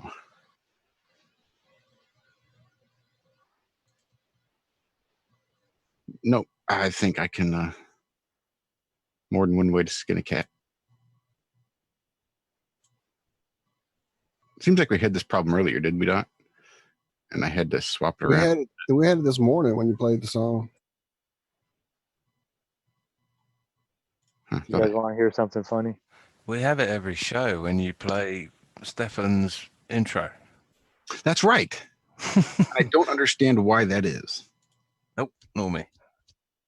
Because there's no reason it should. All right, let's see. Go for it, Zach. Making sure I had it set right. Right, I might be able to rescue this if you give me a sec. Would you please? Yeah. Okay. I've just got one more thing so John doesn't moan. And let me just let it so you can see what's going off as well. Share. You're never going to stop me moaning, mate. You got fucking fans in the background again. You ain't got your headset on, have you? And you're going to fuck this up too. I love your faith, Savage. I've got me voodoo doll here of you. Right, let's give it a pump, boys and girls, then. There we go. Much better. There you go.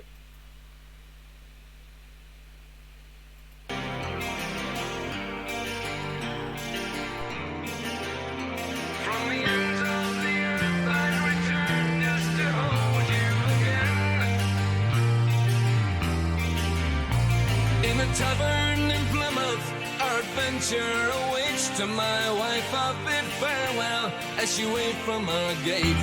With the voyage at sea, destiny I have date for 8 pieces of silver. I boarded my fate. With 2 years of provisions, from sauerkraut to nails, 9-ton hogsheads of rum and cask them full of ale. We made ship-shape the rigging from crow's nest to keel, and with the weather eye open, Captain Cook set sail. Hang on to the winds and head out to sea. Beyond the horizon, the ends of the earth beckon we. In 3 years of discovering new lands for the crown, 200,000 leagues of boat tape sailed around. On a mission for the mythical southern continent bound. Well, we searched the world over and it could not be found. In the year 1773, 194 men sailed into history. Crossed the Antarctic Circle, first ever we'd be. Unknown, uncharted waters, first known, ever seen. Hang on for your lives, we preach and you see. Onward beyond the horizon, the ends of the earth dare to be. From the heavens of lush Polynesia, a dream paradise, to a great barrier rim of impassable ice. Frozen islands, volcanoes, 12,000 feet high. Rising up one above other and into the distance, and every attempt impenetrable resistance. Gigantic glacial mountains lost through the clouds to the sky. There's no way through to go. Like the edge of a wheel. There's no way around to go. Like the edge of a wheel. At the end of the earth.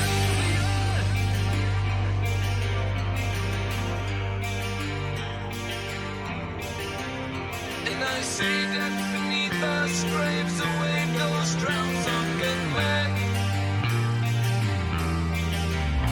Will our fate be to sink here or return home to see you again?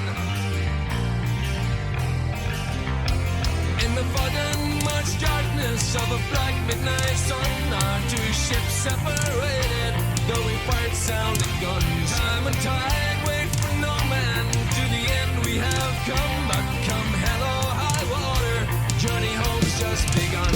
So turn the bow hard to starboard, put our stern to this hell. We've mapped the treasures of value, discovered tales we must tell. So never were seen again, lost all before they were fell. We come the white cliffs of Dover, life home we should yell. Hang on to the winds and cut through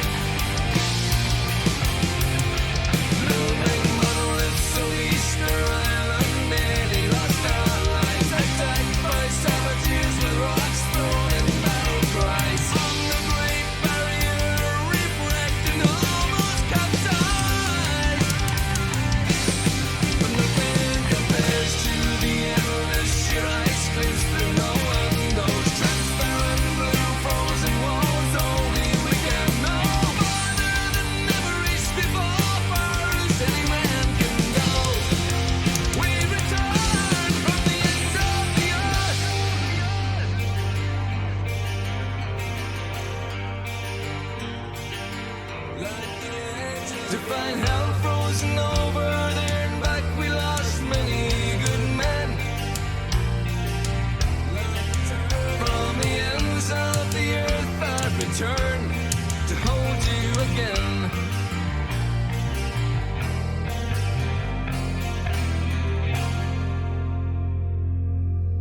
Pause it on this end screen, Adam, when it brings the words up. Well done, Adam. You rose to the challenge. The greatest ever explorer, navigator, and mapmaker spent 3 years on his second voyage, 1772 through 1775, searching for the mythical Great Southern Continent, which was never found. Traveling, more than 60,000 miles, circumnavigating the southern oceans along the Earth's ice perimeter, that he also discovered as the first known explorer to cross the Antarctic Circle. If the Antarctic continent had existed, he would undoubtedly have mapped and claimed it for the crown, as was his job and duty to do, as he had also done with Hawaii, New Zealand, and Australia. Since the alleged circumference of the alleged globe Earth should be approximately only 12,000 miles around the alleged Antarctic continent, Captain Cook was therefore also the first known explorer to unknowingly prove that the Earth was a horizontally level, motionless plain surrounded by an impenetrable wall of ice withholding the Earth's the Earth's oceans. Also, he returned from the ends of the Earth following his second voyage. He was attacked and killed in 1779 during his third voyage in the Pacific.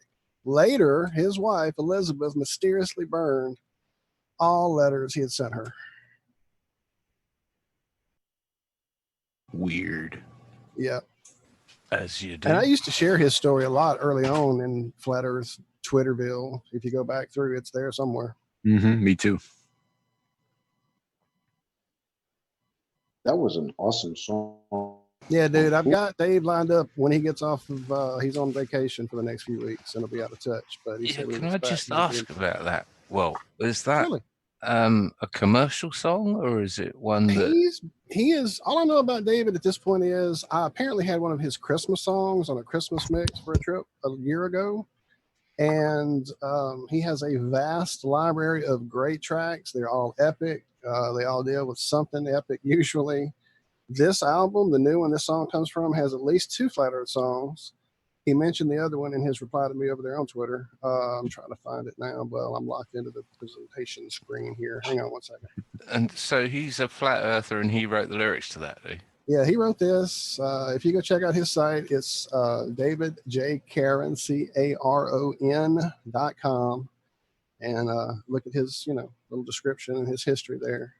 Wow. As I say, I don't want to spoil too much because we hopefully will have him here telling the story himself soon. He is Scottish, I believe. Let me go back. I don't want to say it all wrong because I'm new. It reminds me of Christaberg. It definitely has that song epic Revolution. feel. I used to be a big Christaberg fan as well, sir.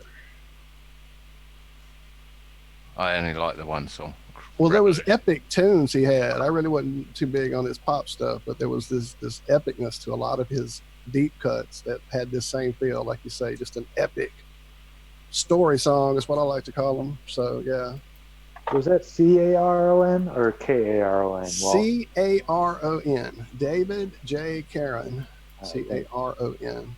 I'd like to know how it. What was the film running in the behind? I know I see parts of some of the Pirates movies. You said you saw something from that looked like a BBC documentary. No, the whole thing. The I whole got the thing was impression BBC. It was blurred out in the top left corner. It was BBC, but well, no, there was just definitely scenes wondering- for Pirates of the Caribbean. I've seen 1 or 2 of those for sure, and it definitely is somebody assembled it. Whether it was him that assembled the video as well, I don't know yet. It doesn't say anything under the video itself about that. It just under the video, which I'll link here in the description.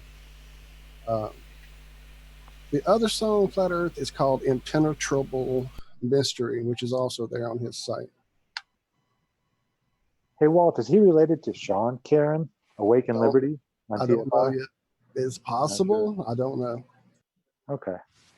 Sounds like a girlfriend I used to know. John? Sorry? John Caron? No, Sounds good, impenetrable, whatever it was. Right, flat Earth. That's enough. Let's move on, guys. I want to mention, if I can, I'm gonna have to do a bit of moonlighting. So it's a confession. Ranty's asked me if I'll join him on his other new show. The boy's prolific, to be fair. So on top of Round Table, he's also having a Round Table Aftermath debate where he's asked me to kind of join him, just give a bit of company as he reviews his week. I think other people are going to join as well, but Well, I listened to that last night. It was very good. that was good fun. I enjoyed it myself. He's doing a good job. It's, Who was that, boss? I saw the one you did with Ranty the other day. It was pretty. they were just kind of looking over the presentations, and I think because Ranty wants to stay nice and neutral, it's good to have somebody with an opinion as he goes through it, so that there's somebody's there. But I think he's going to have a few other people. But yeah, I'm going to be That'd be you then. well for a bit. I said to him, you should get Arwin on. Arwin's opinion would be great. He should definitely hear that. And on that, and like, I think all of the panelists, Chocolate you know what I mean? It's something that I think isn't necessarily limited to one person. I think it'd be ruined by that. I think if you have different people's views on what's going off, I think it's quite a nice little twist he's got going there. Chocolate, you know this better than anyone. What are you thinking? What's going off with Ranty now? I think it's a great idea, but so you've sat there with him in the debates, and he's taking this forward. What are your thoughts on it all, pal? I like it. I mean, I like seeing people delve into new things, right? And I think it's really cool that Ranty's decided to have a different type of platform. You know, give people more of a chance to present themselves as opposed to just debating all the time. And I don't know. I mean, I like it. As a flat earther, sometimes, having to listen to some of this stuff is kind of like, you know. But at the same time, why not? I've heard it before. Maybe whatever Glober will have some sort of different aspect on it or something. Who knows, right? But I think it's cool that he's giving everybody that opportunity. And then especially with the question and answer session, and the fact that somebody can come back and rebuttal, respond to that initial presentation, and then if they want, they can debate. I think it's all good, man. So I think it's cool. I wish Ranty a whole lot of luck. Did Nathan go on? Yeah, Nathan was on today, I believe. Yeah. Missed that. Yeah, 6 o'clock show Nathan was on. Yeah. And who's he got lined up? Well, after he did Nathan, he had another baller named I don't remember his BM Furball. I think. I hope I'm not destroying his name. Something like that. But yeah, he came on. He had a presentation. I think he kind of directed it at Jaren from Jarenism. Something about that the latitude, longitude lines and how they work on a globe as compared to the AE map. Has that come out yet? Do you know? Yeah, that's out. I mean, He's pumping them out, then, isn't he? Yeah, Ranty's working, man. This was quite a good one, John. Do you remember ages ago when we was doing those calculations of, I think it was Africa to South America, and you wanted to know the distance. Yeah. And you were saying, how do you work that out? We had to use a law of cosines. So this guy's done a really slick presentation tonight. It was brilliant. Jaren was screwing because the numbers he was quoting were like completely out. And Jeremy was seeing his arse early on, saying this is a complete misquote. What was Jaren in chat or something? Yeah, because I mean the Yeah, good you thing are. is that the chat's really live about the presentation. It's kind of working, so people are just discussing it as well, and then at the end there's What, loads you of mean they're not questions coming talking in. about cake recipes and making fart noises? Not yet. They're actually talking about what's going on in Yeah, all right, distractathon. Wow. So, so the point being, they're going through it, and basically it was our law of cosines thing. So I'm thinking, well, that's how you calculate it. And he's saying it's just basic trig, which it isn't that basic to me. That's kind of SOHCAHTOA trig, your basic sine is sine is opposite over hypotenuse, that kind of stuff. But it didn't appear, because that's where you was going wrong. So I asked him in the chat whether he was using the law of cosines, and he kind of lost as to what the answer was. So it turns out he's been using just normal trig, kind of right angled triangle trig, to just calculate this thing. So all the numbers that he's put in this slick presentation to diss Jaren, just a sack of shit from what I could see. Well, from what I remember, my problem was I was trying to get between, what was it, northern Brazil or something, I can't remember the name of it, Nacal or something, to Gabon in Africa. And I was trying to work out crowfly what the distance was, and the only distances I could find between the two were, because they're both on the equator, was taking into account the curve of the equator. And I was saying, no, I need to work out what the chord is between the two, not taking into account the curve of the equator, so to make it more accurate. And that was to go towards a blog post on whatever my blog is called, How Do We Know the Distance to the Sun, or something along those lines, which I disown now, but it was an interesting mathematical problem, if that makes any sense. Well, that was the point. It was that solving that mathematical problem. So, well, I thought it was just an interesting one. There we go. That's it. Can I do a bit of maths?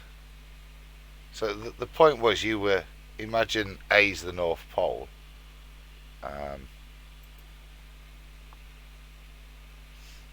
and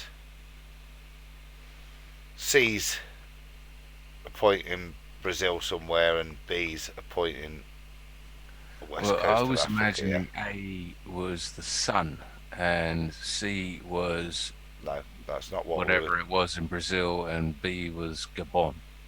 Right, sidereal. That's what I was trying to do, was triangulate the sun from time and dates. Yeah, but the question you asked me in that was how to calculate the chord length from C to B. Now, to do so, and then you're going to triangulate the sun. This is a flat representation. You're then taking the sun above it, but it was calculating that chord C to B. No, but it's still an ABC. It's Gabon to Brazil to the sun to Gabon. It's still a two-dimensional thing.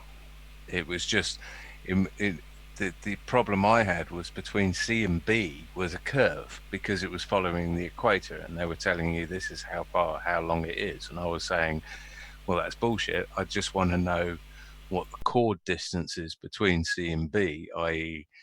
South America and Africa, and A was the sun. But I do remember you doing something with A as the North Pole and bringing that down to Gabon, and bringing it down from the North Pole to, shit, I can't remember, was it Aleppo or Alapa? I'm going to have to go look it up.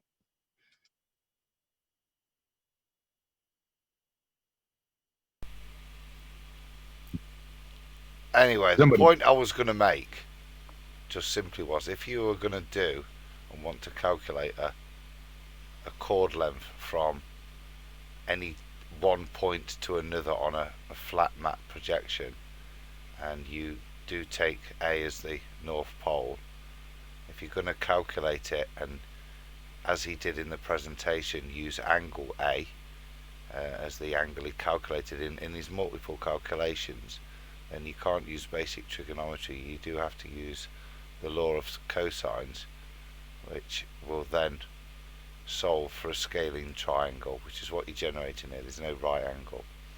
You've got 3 different side lengths and 3 different angles, and this will solve for anyone, for him to redo his maths as well, but this will solve for the distance between C and B, when all you know is the distance between C and B to a supposed North Pole, and the supposed angle you'll calculate between those 2 points with your presupposed North Pole. I now see why our chats were so lengthy on it. We're completely talking about completely different things. Uh-huh. Haha. Some things never change. No, you just weren't listening. Like I said, the first thing we had to do was calculate C to B. Then, It was my once question. you'd calculated that chord, you could then place the sun above it and try to calculate a projected distance which will be equal to CA and CB, which is a recalculation, but we had to figure out CB first. And we had to do that from a polar projection. Word salad. Yeah, sorry. Nice. Mine had nothing to do with the North Pole. It was just how far is Gabon from Brazil, but not going around the curve of the equator. If it was on a flat Earth and you drew a line between them, i.e. crowfly, how far would that be? And all we had to calculate that was the curve around the equator. So we had to work out what the chord was. Do you listen to me ever? No. No, I know you don't. I love you. Hey, yeah, It was funny that you even asked. I know. Oh, funny. Right, well, moving on then. The point of that was, I think Ranty's show's great. I'm really enjoying it, guys. I don't know what you, or whatever you've seen. Yeah, so far I've seen pretty much all of them except the very first one, the gyroscope guy. I haven't watched that yet. So that's a good one. That to look forward to. That's the but one to yeah. watch. Okay, cool. The gyroscope is Make still sure you the wear a number back one. harness when you watch it, Chocolate. A TENS machine. Get doped up on whatever you can. I'm going to try to relax as much as I can. Macape is the capital of Amape. It's in the state of Brazil. So it was, how far is it between Macape and Gabon? I think it was Gabon. Let me have a look. Which we calculated by their relative latitudes, right, to create the angle A. We then, from that, calculated the... Don't worry, I'll hear it all in the replay. None of this is going to make any sense. I'm off my head on some stuff. That's it. Blame your out-of-date pharmaceuticals. Right, Savage. that's just Go on. they kicked in 10 years later.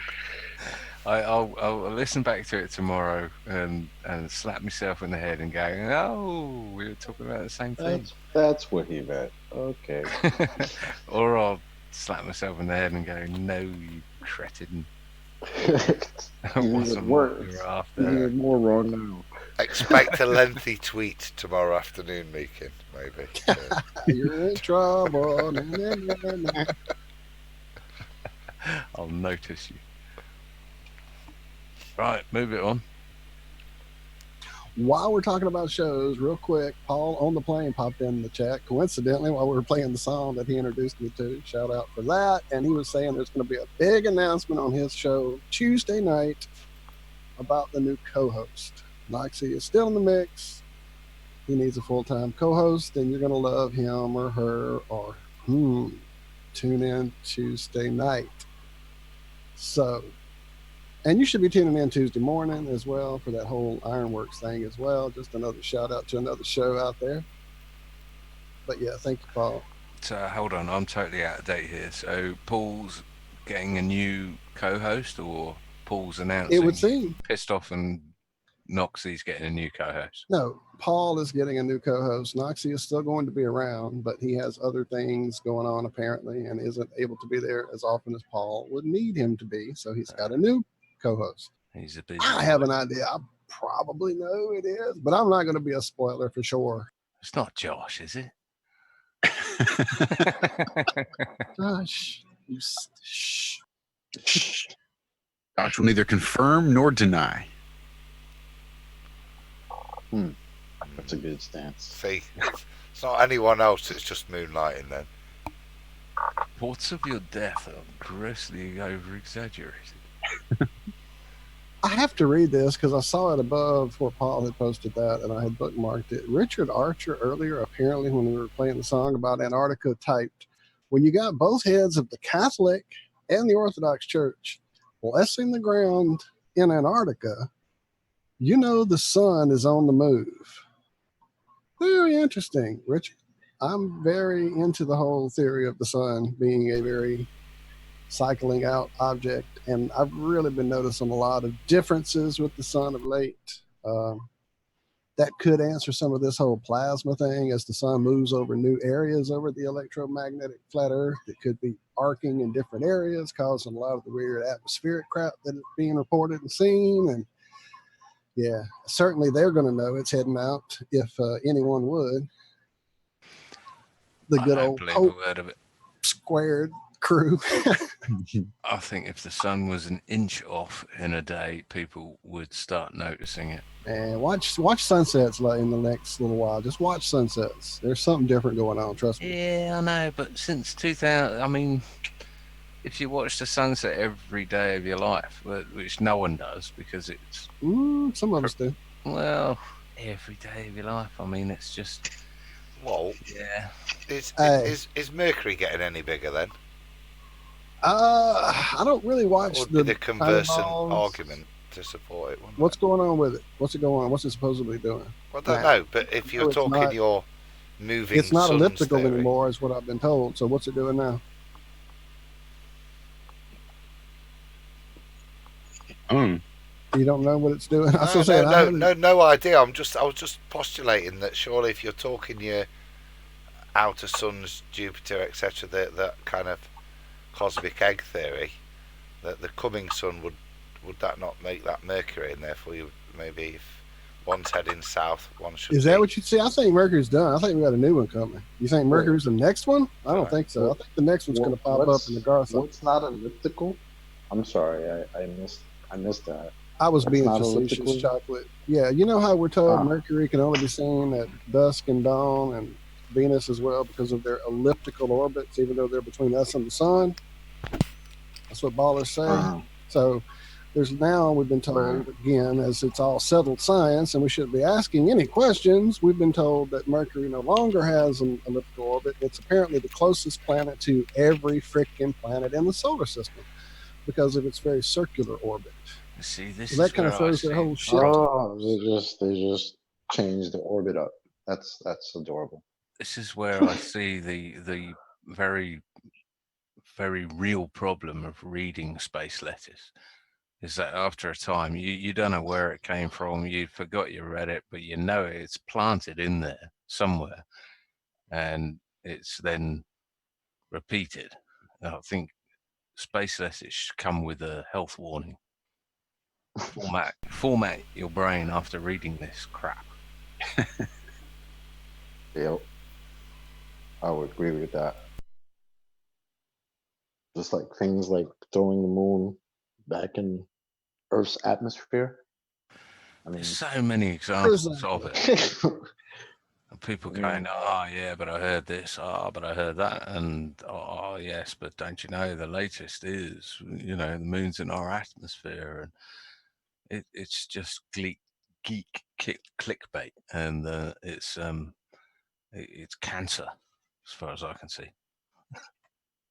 I mean, think about that, right? How long ago did they announce that? Was that a few months ago? And supposedly they had known about it, right? Like years ago, but they kept it on the back burner. But they just happened to say, "Oh, you know what? This is going to be the 50th anniversary since we made a movie about going up to that light in the sky. So maybe we should just change the whole paradigm around that." So is that the narrative then, that they knew about this all along, but they just decided to tell us in 2018 or whatever it was? Yeah. From what I heard, yeah, from the last time I read it, it was so they don't lie to us, do they? So you can believe everything something they've ever kind of told figured you. out. Well, this is the thing about space lettuces. You don't necessarily need to format your brain after taking it in. You just need to learn how to take it in for what it is. Yeah, I didn't mean to take a giant dump all over your show in terms of space lettuce or anything. No, that wasn't the intention at all. But yeah, exactly like you say, you've got to recognize that it is space lettuce and should be filed away in the don't give a shit box in your head. This is not to be. By the way, I love that you guys call it space lettuce. It's awesome. Yeah, we've had condiments. We've had space salad dressing. You'd be surprised the kind of shit they come up with. Right. I mean, wasn't China supposed to be working on some space potatoes or something on the back of the They book? died. They died. But there's mushrooms now on They Mars. died. Mushrooms on Mars. We've seen pictures. Shit, dude. It's so ridiculous at this point. I think the Irish have got a space program which is going to grow potatoes and stuff. Yep. All the old potato vodka that went bad. That's how they're going to pilot the rockets. That's No, right. they were. That's right. They're fueling it with potato vodka, isn't it? Sorry, I'm going to shut up now. Potato rocket fueled by potato vodka. If you truly believe this within stuff, your brain is lettuce.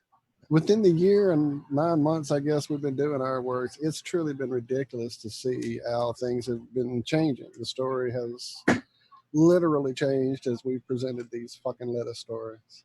We were going to be in space by now, damn it. We were launching for sure. Oh, darn it. We can't because of paperwork. Fuck. Oh, wait, there's a valve. Darn it. There's no more valves. We can't find no more valves. It's fucking ridiculous, the stories we've been given since the stories. We're not going to start because it'll be a 3-hour segment on space lettuce. Just know that, as Josh said, reformatting not necessary. Just remember this phrase we like to use here. It's something about shit and a goose. I don't know, just right through there. Right. It's amazing. Go ahead, Chuck. No, I was just gonna say it's amazing how just they take these stories in and they just accept it. You know, I mean, even before Flat Earth, I mean, just the moon landings themselves. It's like when you look at the evidence that surrounds it, it's like, how do you believe this?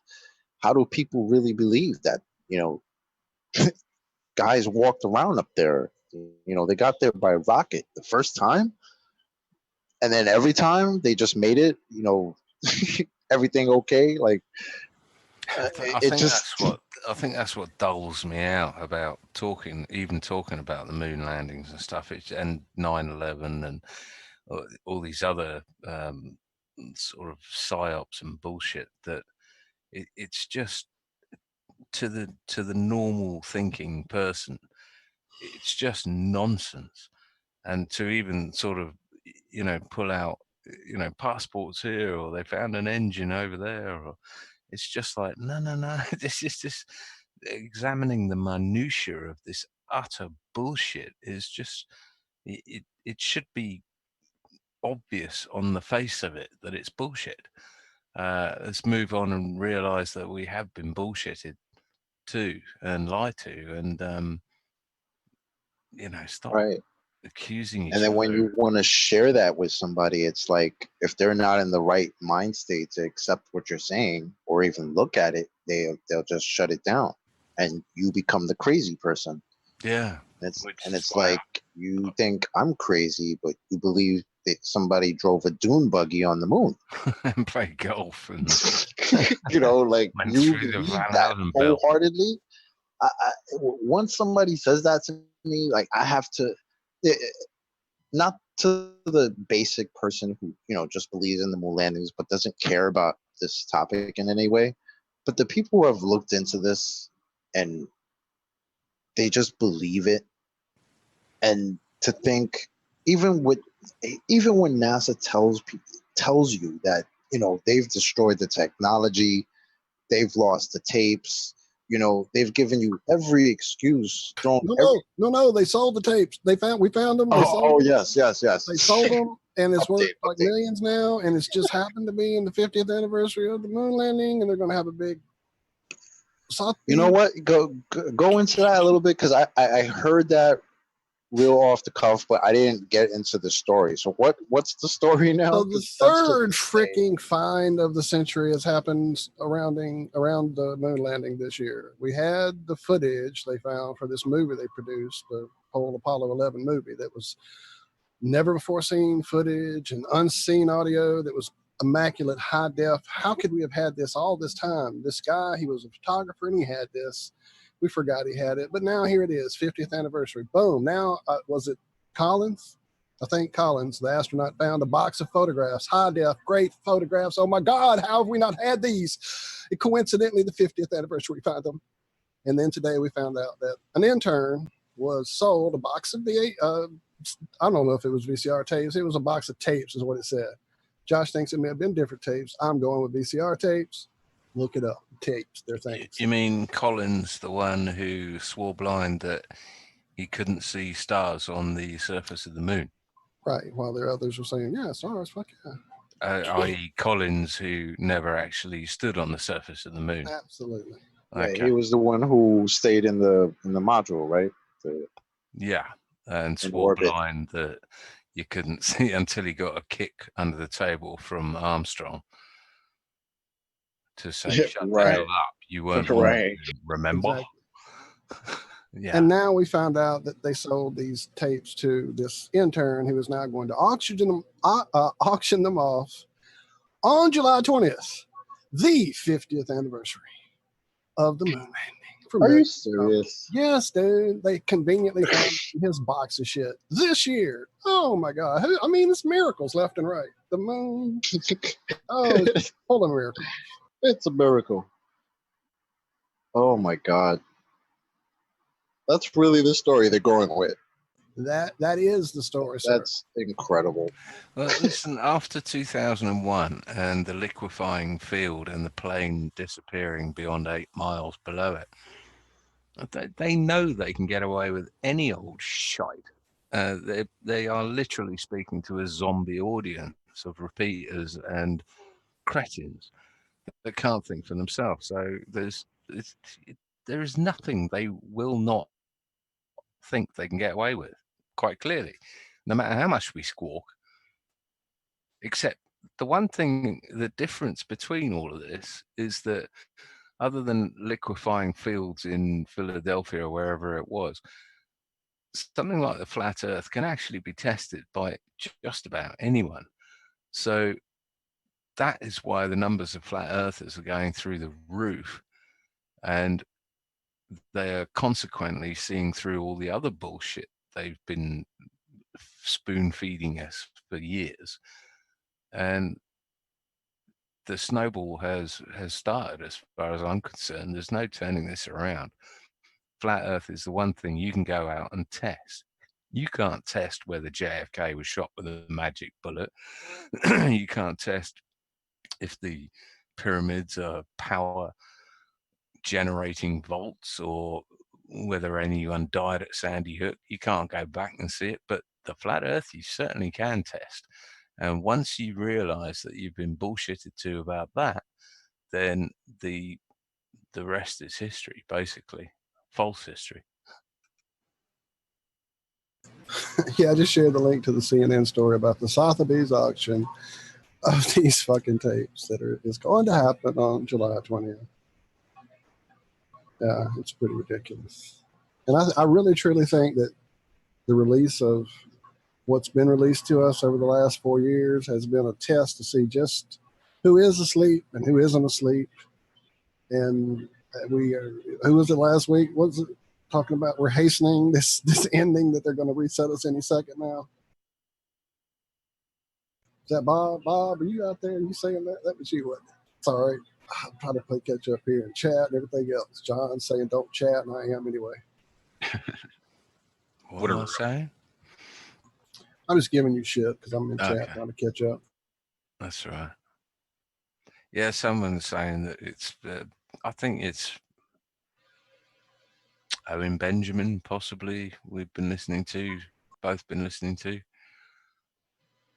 I think he brought up the intern tape thing, and that some people are saying that we're bringing about the end of the world by just talking about it. I think it's all nonsense, and if we are bringing about the end of the world, then it's probably long overdue anyway, so bring it on.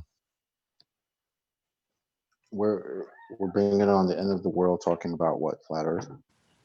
Yeah, awakening people to this sort of thing, talking about flat Earth, talking about everything else. It's speeding up our inevitable fate, apparently. It was the concept of reset, wasn't it, we were talking about, whether or not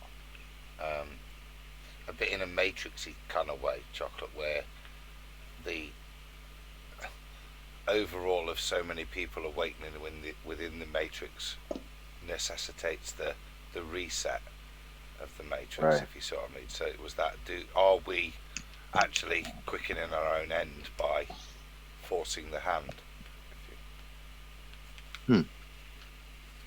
Well, isn't that funny though, right? You would think as people were very comfortable with sticking to the side of a spinning water ball flying around in a vacuum, where at any minute some giant rock could come out of nowhere and destroy us. Nobody thinks about that though, right? When you believe you're living on this spinning ball. Only on the weekends, apparently. Only on the weekends. Right. Only when NASA wants to put out a little advertisement and say, "Hey guys, we're gonna have a close call that's gonna come between us and the moon," and they put this into you. They put that out into the media every once in a while just to to see what's going on, and everybody's okay with it. It doesn't bother anybody. Everybody's okay with just sticking to the ball, and any minute, and people feel safe that way.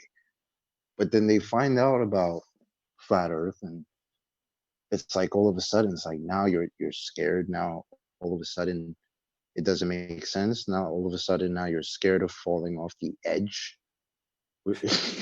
I mean, it's insane to me. That's insane. It's like, everything they peddle is fear-based. And what Flat Earth is putting forward is release from all this fear, step back into reality, look around you, see what you can observe and test yourself.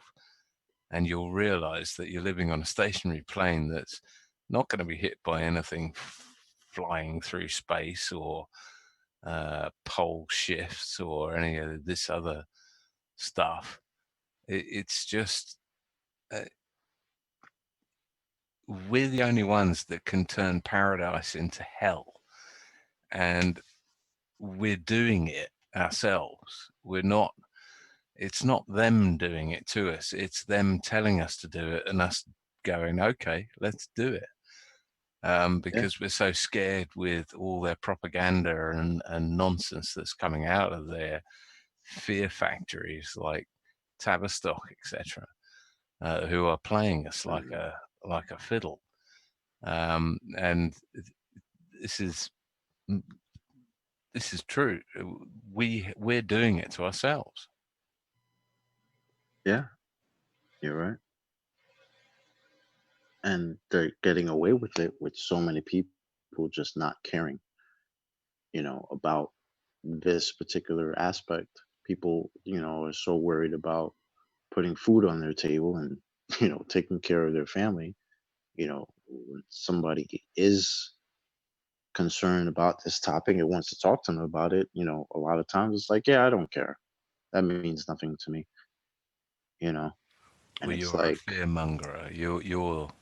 You're rocking the boat. You're a fearmonger, and not discarding all the crap they see on TV every day, where everything is fear. You're the one just talking logic and sense, and you're portrayed as the bad guy. It's exactly like this world is at the moment. It's upside down, completely back to front. yeah, I think that's one of the reasons why um, people do get triggered by this subject, because I think when they hear it, um, obviously there's been that indoctrination that we've all been through. We've all grown up with the globe, and it's been there in the background and on the television, and it's everywhere. Except in your reality. Except when you go outside and you walk around or you get in an aircraft, you don't experience curvature. You don't experience the floor that you live on, moving. Except that, I mean, obviously there's earthquakes and things like that, but this rotation that we're supposed to be doing and the moving around the sun, I think instinctually people know that it's not what we're being told. I think that triggering comes from maybe the programming hitting that moment of uh-oh, danger, danger. We're not supposed to think about this. You know, it's flat. It's not moving, and that's the reality. And I think it hurts people because they knew instinctively that that's what it is, but they've been told something else for so long that the realization of that you've been lied to, or even the possibility that what you've been told has been a lie, I think that scares the shit out of people, to be No, I honest. agree. I think what also scares the shit out of people is to step away from the herd. Is that Hmm. they are so scared of having a different opinion to the people next door, or their friends, or whatever it is, that is one of the massive motivators to just go along to get along. Um, Right. it's it's not an easy thing to step into the flat earth when No. everyone around you is a baller.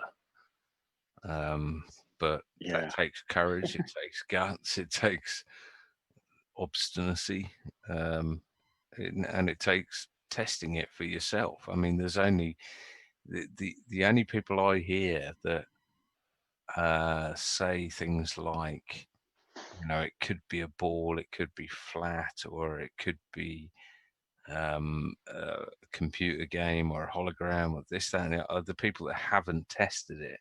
The only people that don't say they are flat earthers are people that haven't actually tested it for themselves. Because if they did, they would find out that it is a flat earth, as far as I'm concerned. Cleary in chat says herd animals recognize differences as potential predators. Yeah, that makes a lot of sense. I mean, it does. None of us like change, really, as far as I can see. And for that matter, those that do stand out of the herd tend to be singled out by those predators. yeah, it's sticking your head above the parapet, isn't it? It's being the third light on the cigarette, on the lighter, and it's not just, oh, if it was just, well, the shape of the earth's this and then it's that. It's not that. It's, I think, conspiracy cats is the, I won't use the word quote because I can't remember it, but I think that the gist of it was, um, it's too difficult to deal with, the concept that if he got into believing some of the stuff he's hearing, the reality is that it's not just the shape of the earth, it's the whole shebang, the whole paradigm that goes with the whole structure of society being the lie that it is.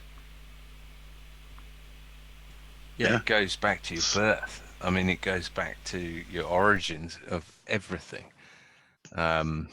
There's nothing more that will change you than telling you that this spinny ball that you've been told you live on is not true, because that was told to you. I mean, you can't even remember the first time that was told to you. It goes back that long that in order to stand up and say or even question it is it's a taboo. You can't do it. It's too mind shattering unless you've been through a sort of sequential mind shattering throughout your life. So you've had the mind shattering that the police aren't there to protect you, that the justice system isn't there for justice, the medical system's a scam, teaching is teaching you a lie, the moon landings were a fake, governments blow up their own countries and blame it on others, the war on drugs, everything that has shattered your sort of paradigm throughout your life, and then someone says, well, it's not a ball, it's a flat earth, and you can just turn around and go, well, yeah, I can believe that. Whereas a lot of people haven't gone through these other sort of mind shattering, paradigm shattering episodes and done their own research to look into things like vaccines and chemtrails and global warming and the UN and you name it. It's very hard for them if the first thing they hear is flat Earth, then yeah, you literally don't have a hope in hell of breaking through. But if the first thing you hear is, hey, cannabis is actually quite good for you, go research it, and then you research it and find out that it is actually pretty good for you and it can cure things like cancer, and then you start seeing the propaganda against it, and you can then identify that you can say, well, I know that's bullshit, I know that's lies. And then you see the moon landings and I know that's lies, I know that's bullshit, and then you start seeing everything else. But yeah, to hit flat Earth on the ground running I would say it's almost never going to happen. Yeah, that's a tough one. Um, I mean, even with me, as much as I was never absolutely comfortable with the heliocentric model as far as my reality, um, for me, and just to go back to Adam's question, because he asked me how long have I been a flat earther, and I would say about mid 2016, I I probably watched my first flat earth video that it's the usual, ends up on your recommendation on the YouTube. And I saw it, and I remember seeing the first couple of videos and just seeing the term flat earth, and it was just like, that's just weird, right?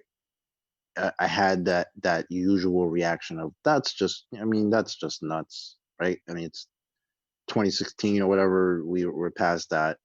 But that instinct in me, that thing that was in me, you know since I was a kid that was bugging me was just like, wait a minute, wait a minute. I mean, nah, it can't be. But nah, I'm not gonna pay that any mind for right now. I got other things to, you know, delve into. And by that point, I was already, to me, the moon landings were a wash. I saw through that. You know, I mean, it took a half hour of research to really realize that the moon landings were just a joke. And I can't say that I ever really believed them anyway. To me, whenever I looked outside, whenever I was outside and I look at that light in the sky, I would try to conceptualize people getting there and driving a dune buggy and landing a rocket and playing golf, and it never it never made any sense to me. It never felt real. It always just felt like a story. And then I would see the whatever footage that they did have, and it was so just silly to me. I grew up, watching the space documentaries, and the History Channel always had that show, The Universe, and they would have different parts of, the galaxy and things they would talk about, different aspects of space.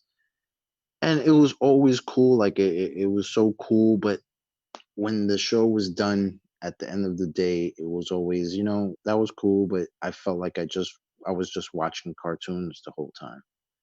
It always felt like fantasy, and it kind of gets you because it's on the History Channel. So you think it's got some type of credibility, right?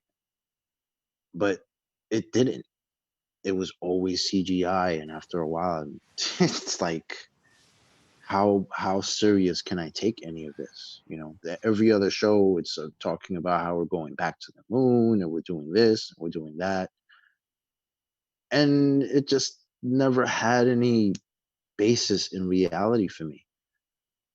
No, I'm with you. It was So always sci-fi for me. It was in some yeah, weird way. Even the sci-fi was the same as the watching the moon landing footage. It was just I don't know. Yeah, really weird. People yeah. still buy it though. Yeah, I didn't believe in the moon, but I believed in the ISS.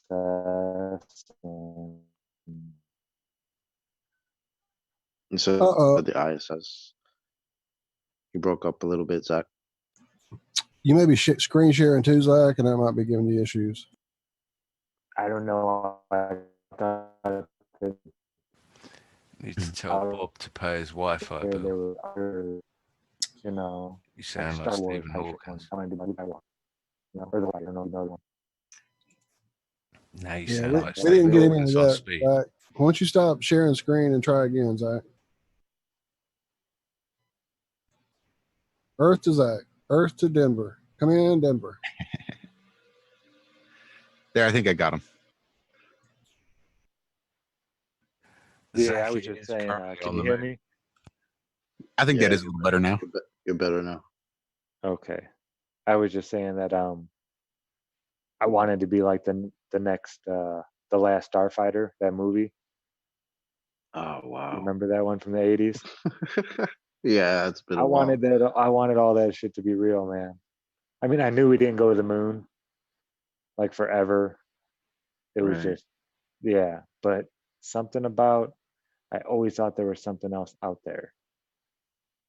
Right. Well, it's kind of easy to think, right? Because everybody can go outside and just look and see these lights, and then you've been told that these things are, trillions of miles and light years away, and you could just kind of just let your imagination run with it. It's literally a form of Plato's cave, though, isn't it? Mm-hmm. In terms of, it doesn't matter how big the cave is. If we think of ourselves inside a cave with lights on the ceiling, then we're being told that they're trillions of miles away.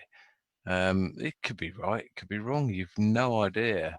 You can't physically get a distance between here and a light in the sky. So to me, it's just a giant Plato's cave. Yeah. We're watching But the at the same shadows. time, they tell you that they're sending, machines up there.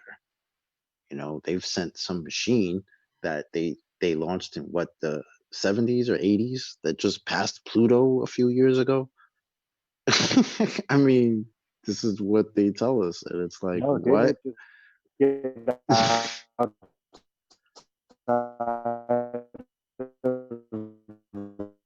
the solar system? I'm losing you, Zach. No, the galaxy, just not the Milky Way, I think. All we say understood, that again. Zach, Two, maybe? Zach, you might want to double check your positioning and make sure you're getting a good signal. tell Bob to give you the Wi-Fi password. Damn it! Just stop playing with this soundboard with Stephen Hawking. How about now? Is that any better? I have full bars. Yeah, that's There you better. Much go. That's better. better. Okay. No, I was saying, wasn't it Voyager 1 or Voyager 2 that left the Milky Way even? It is interstellar now, my friend. Yes, it is. Yeah, that's the one that took the picture of Pluto on Pluto, No, this is one. or it's a Yeah, different this is one. a different one.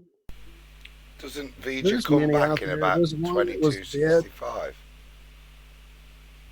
What'd you say, Adam? Say, don't Vija come back in about 2265? Oh yeah, when Kirk and the boys run Yeah. into it. Shit, yeah. Yeah, it's stupid to come Aaliyah, back. the bald chick. Oh yeah, I'm ready. It's gonna land vertically as well, I hear, Adam. When it We're comes gonna catch it. We're gonna catch it with a sea net. All good projectiles land backwards. It just makes good sense. Isn't it funny though? In 1969, we landed people supposedly on the moon, but now the best achievement we got is trying to land rockets backwards. Why can't I get a 40-year cell phone battery? Is all the hell I need to know. Why do I still lose my Wi-Fi or my signal? Just going into the wrong place, but we can make phone calls from here to the moon. It's a hard one to swallow, man. It really is. Go ahead, John. I was just going to say, why can't I go to Butlins on the moon? It's been 50 years, for crying out loud. I should be there by now. I think there's I mean, that aside, there's all the Virgin Atlantic kind of bullshit and the trips to space. Even why aren't there things where we're going significantly higher than Concorde just did, or at least as high as Concorde, so you could see this supposed curvature that they saw on Concorde? None of it exists because they're. Why aren't people suing people like Virgin Atlantic and SpaceX or whatever they're called? Why aren't people suing NASA to show them proof that can pass in a court of law that they went there, didn't go there? We know they didn't. So how is it that there aren't? I mean, the Americans are fantastic at lawsuits, aren't they? Surely someone, I mean, we've just had Zen Garcia, being sued by some baller and losing, the baller losing. Surely there should be some sort of class action lawsuit against NASA for stealing these trillions over the last 50 years and showing us absolutely fuck all. yeah, but the problem is that at the end of the day, they'll say, I mean, I've had Glovers tell me, because I've asked the same question. Like, when we ask these basic questions, like, why is there not a camera on the moon? Why is there not like a 24-hour feed of the Earth spinning. You know, why is there not? Why hasn't one astronaut taken some type of handheld something, you know, and shown himself going in and out of, you know, the ISS, or docking to it or something like that? You know, all these things you would think would be kind of the norm, kind of, you know, cool things to do. Because I mean, in the world of 2019, everybody is walking around with some type of camera on them, video camera, the still camera, digital camera. Everybody that's got a cell phone. But yet, you know, these guys are up there supposedly doing these things, and we don't get any footage from that. And they've convinced people to say things like, well, NASA doesn't have to show you anything. You know, they don't have to show you that. They're not under obligation to show you that. They show you what they show you, and This you is have sort of to my just point. accept that. And so instead of asking them questions, asking them to show us this or show us that or show us anything, we just ask them the question to prove that they've been where they say they've been, where our billions of, or your billions of trillions of dollars have gone. I mean, it's not, you know, if they have an ISS, then they could show us this continual footage, yada, yada, yada. It's prove that you've got an ISS. Prove that anything has ever been beyond low Earth orbit. Prove that you've been halfway to the moon. Show us the proof, because nothing they have would stand up in a court of law. So therefore, I don't see why any of the money they've cooped over the years shouldn't be paid back. Yeah. And for all that money, all we get is CGI all over the place. It's preposterous. It really is. Huh. And I'm astounded when I get into these debates, and you know, I pose a question like that to somebody, and they really tell me, oh well, they don't have to show you that. It's like, well, wouldn't you expect that they would show us that? You know, like, I mean, don't you believe this is going on, right? Don't you want to see more? That was the thing with me when I was younger. I would watch these, you know, these whatever they would show on television about space, and I would always be like, why aren't they showing me more? Like, I want to see more. I want to see what's going on in the ISS. You know, I want to see, you know, all these things that, you know, the Mars rover and all this stuff. When you know, when you think it's real, and it's like, um why aren't they showing me more? And then you get into this topic, and then you have people telling you, well, they don't have to show you. It's like, well, you believe this. I would think your curiosity would be 10 times more than mine. You know, since you believe it, I mean, I would still probably believe it now if I was shown more, you know, if it was convincing to me. But it's like they don't even care. And the crap that they do show you it's such on a level of absurdity that I don't even know how to respond at times, you know. But that's what I mean. You ask them to just prove that they're in outer space, and then they can come back with all these bullshit photos which wouldn't stand up in a court of law, in any court of law. So that's ruled out. So prove to us that you're up there. And the sort of things they could do is have a live stream from a rocket all the way from the ground to outer space, quotation marks, which isn't going to happen, but it's a very simple thing to do. Show us an eclipse, show us something from the moon, you know, an eclipse from the moon, that sort of thing. Although I saw something today about Wait, right? I was whole getting there. I was trying to find the mute, John. I was going to tell you, it is over, my friend. We have a picture for you. Oh my God, John. Hold on. Josh, do you have it handy? But whatever you're going to show me, does it prove that you've been? Dude, if this doesn't do it, I don't know what will. I just don't know what you're waiting for. You should have heard me this morning when I finally saw it. Yeah. Yeah, it's great. Go China. Josh? Is this the I'm Star grabbing it. Fox? I'm trying to remember where I put it. I guess it was Skype. I don't know where I put it either. It's in Telegram if that helps. This is the Star Fox clip one, right? This is the Star Fox one, yes. No, maybe it's not in. I don't know where I put it. Damn it, either. Star Fox, like the video game Star Fox. Yes. You know, if you look at our thumbnail from this morning, in my searching, I found a second picture. I guess they only sent four pictures.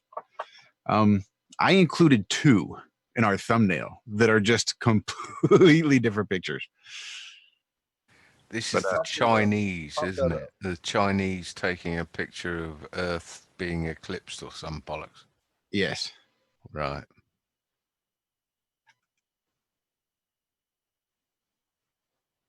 So there it is. So there it is. Everybody, you finally have seen it happen. Looks legit. Stick that in photo forensics if you weren't banned. Well, we're purple now. Darn the luck. We do seem to be purple now, yes. Wait, what am I looking at right now? What is this? That is a shot of the Earth from the moon during the eclipse that just happened. Come on, man. Get it together. Space. See the little dark spot? Oh, wow. That's the dark spot. That's the eclipse. See this little Wait, so where the non-rendered area that supposedly the moon, they just forgot shadows and that looks bigger than and that turned the rest of the Earth purple. That's bigger than 70 miles. Look at the moon. Look Wow. at the quality of the moon. That's just like the most Photoshop bit of shit. I took more time on Chocolatesayian's thumbnail than you that. made it look way better for sure, Adam. Damn cool. Definitely.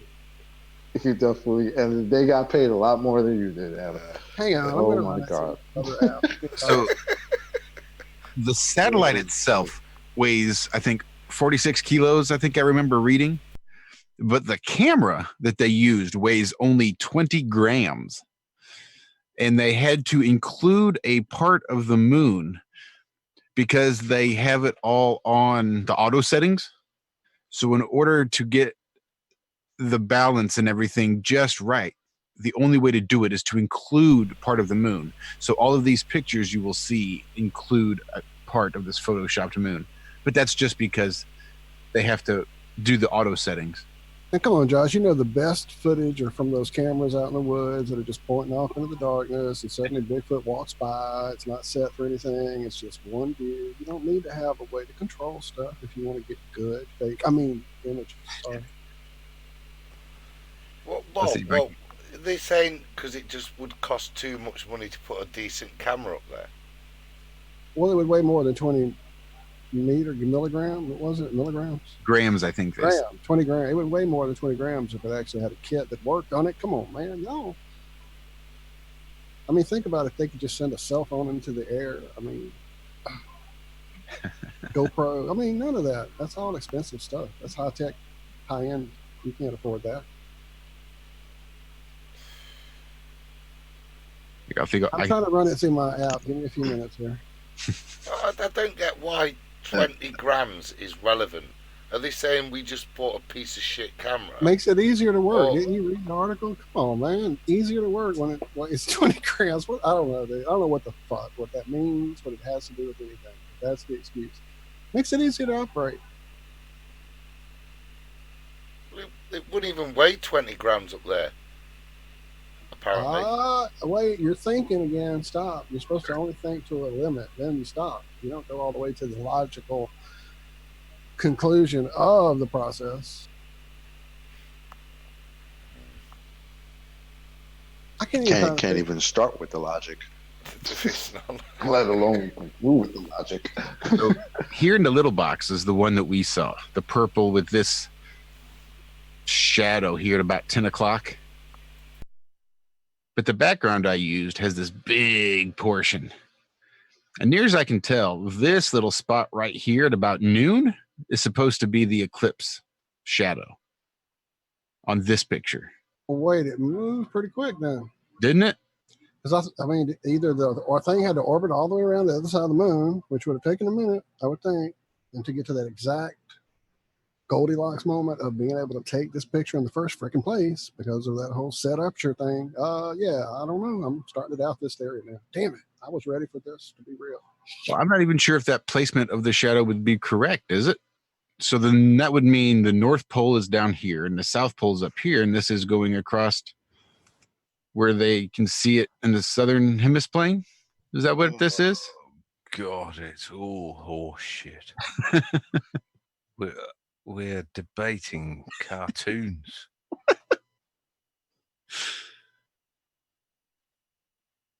Anyway, here's the new logo for the football club that changed their name to the Flat Earth Football Club. Nice. Yeah, did you give them a shout out today? We did. Oh, We did excellent. indeed. España. Brilliant. Go on, give the spiel then, Josh, because I thought it was excellent. The spiel on them changing their name? Yeah, I think he said something like football clubs traditionally around the world are based upon a locality for people to get behind. This is the first club for a concept for people to unite behind and support this club, or something along those lines. But they're a proper club, aren't they? They're like 4th division Spanish team, aren't they? I think it's like legit. So it's not like they're some non-league pub team. They are actually, I think, in the lower leagues of the Spanish proper league structure. Yeah, I can't find the story. I don't know where it went. And I'm playing with the moon pick, so you're on your own, Josh. Sorry. And I'm doing an oil change, so bear with me. Sweet. So I just have to ask, what's their explanation for why the Earth looks purple? It's probably going to be the auto settings on the camera. That makes a nice scapegoat. 20 grams. 20 grams. 20 grams. 20 grams. That much. Would you believe? You spend all that money, but we couldn't do it right. We can orbit the moon, but we can't take a decent picture. Still looks like it's come back from boots. 20 grams, yeah. I just got a camera that's about 20 grams, and it was $25, and it's absolutely awesome. Could have given a lot better picture than these things. I'm not being sponsored. It's called Geos. Smart. What are you camera. doing with this little 20 gram camera? Yeah. I'm spying on police. Nice. I knew there was some reason for it. Or any other fucker that comes near my house, including cats, TV, licensed people, political campaigners, children, you name it. Children. Those little fuckers. Bastards. May I have the screen for just a moment before I say goodnight? Because I'm going to break my computer doing this, but you have to see this. Now, I went straight from their image that came from their site. This is their China site. Hang on. This is the China Space Agency site. Hang on. Are you seeing my screen?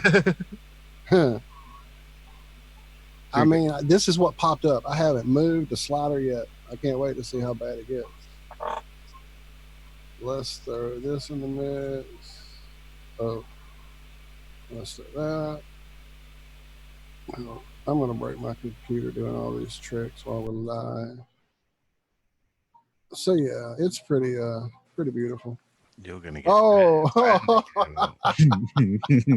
Look at that. oh yeah. Somebody went to a lot of work to cut that thing out like that. It's still so obvious. That's so bad. 20 grams. 20 grams.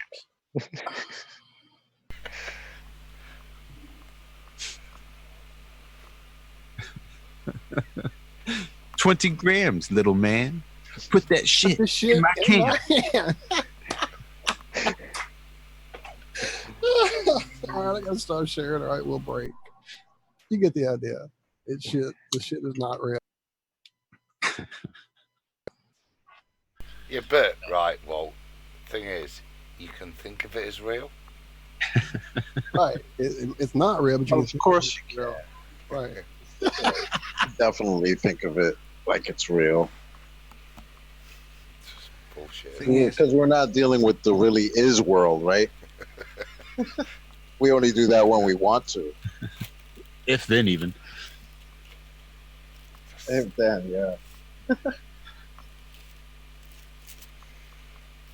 Back Oh my goodness. Okay, I didn't crash. I thought it was, but I'm settled now. I think I'm safe. Point is, I've just bought a camera that is less than 20 grams that can do 8 times digital zoom, 1080p. That little tiny square thing I've seen around, John. Yeah, it's got. Does it work pretty good? Because I was going to get one. Motion sensor. It's got noise sensor. It's got two-way audio, and it is less than 20 grams, and the picture quality is unbelievable on that. Hell, for that matter, they have a toy camera you can strap to the top of a Hot Wheels car now that you can send down one of those tracks and video it, and it looks like motion picture quality video. Brilliant. Yeah, but they're only 20 grams, so I bet all of them would still make the Earth look purple if you were taking a picture from the moon. Yeah, you're right. Well, that's what happens when it passes through all the Earth's atmosphere that exists between the moon and Earth. Because the moon only sits halfway between the edge of the Earth's atmosphere and Earth, right? So it's out in space, halfway into the atmosphere. That'll be it, Josh, because that atmosphere wasn't there before, which is why previous pictures we had a blue Earth, but now that new atmosphere is there, it's purple. Now that they know that it's like the Van Allen belts. It was blue till they found out it was there. Now it's purple. Ipso facto, it must be the atmosphere. Yeah. More lettuce, solved. Okay, I can't do any more of this.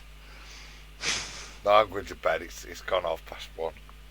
It's too much bullshit going on. I can't even pretend. Chocolate, do you want to throw a bag of shit in? Thank you. I was about to ask that very question, Adam. Thanks. You want to bring this back to reality in any way, or are you ready to just end on the madness, Chop? Hey, I'm good, man. It's up to you guys. I know. For John, John and Adam is probably late over there. That'll be fine. So I don't want to keep you guys. But yeah, I'm good to go. I mean, I'm cool. I'm just hanging out. This is all good, Chocolate, because this is the bit where John disappears but doesn't disappear, and I fall asleep in the chair, so it's fine. Yeah, that's about right. Right, we need a little song interlude, a little coffee re-up, maybe some ice in the place. Right, fresh water. But I'm gone. Cheers. Chocolate. You see? You're a star. Gotta reboot. John. Speak to you soon. Yes, sir, John. Okay, talk to you. Yeah, feel better, brother. Thanks for having me, man. I appreciate it. John, you rest up, stretch up, use that boiler. Yeah, feel better. Hot shower, hot baths. Stretch. Get on that Epsom salt. Stretch that shit out. You guys got Epsom salt over there? He does. He was soaking in it Get some of that. during the week. Cool. He did try the Epsom salt soak. Yeah, freaked him out because it gave him a load of kidney pain. It started to leach all those toxins, which I think confused the back pain. I think it was. Huh. I must have missed that part of the conversation. No, I was pondering on that as he was telling me about, as we went through the online diagnosis of Savage. Gonna put In on fact- an iron shut. Send Satan to outer space. Something like that. Can't remember it. Right. No idea what I'm on about, do you? Send Satan from off this I earth. know the That's song. a good one. Yeah, I like the bit about putting on the iron shirt yeah. and send Satan Yes. off this earth. Earth. Send him to outer space to find another race. Anyway, guys, yeah, I think the drugs are kicking in. I was going to say those tramadols are quite warming up, aren't they? I'm not touching that shit again. No. That was awesome, though. That was a nice goodbye song. So Way to sing your way out, John. That's awesome. Well, it beats my dog died and some other shit that is. All I remember is you saying, That was like 2 months ago. Jesus, John, that's one way to leave the show. I can't remember what I was even talking about. No, I think that was it, as I recall. It was your dead dog. Yeah, there you go. So, gonna put on an iron shirt. Right. I'm going to say good night. It's been fun, Chocolate. I've really enjoyed it. Although, I'll say something. Next time I'm on Nathan's, I'm going to point out that you are better than a baller at obfuscating. 1 hour 50 minutes to answer my question about how long you've been a flat earther. Oh, I answered you before. Right. I was giving you props. You did. You made it back to it. 1 hour I 50, did. mate. That's And better than then I Brenda. think we did get sidetracked a little bit more with some more space lettuce and stuff, but He did answer you. You were just too busy in chat, Adam. Don't know You about it. didn't bloody hear him. Listen to the re-record. yeah. That's awesome. I had to get that out before the end of the show. I've had it sitting there on my soundboard all fucking night, and I can't believe I haven't. Oh man, that just made me happy. It's the little things. Do it again, Josh. Do it That's again. awesome. I'm powering up.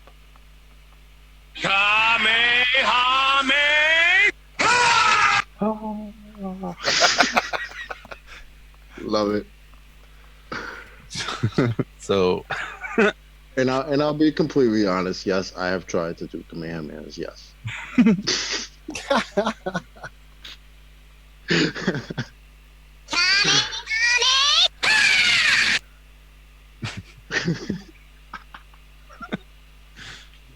or we could do drunk Goku.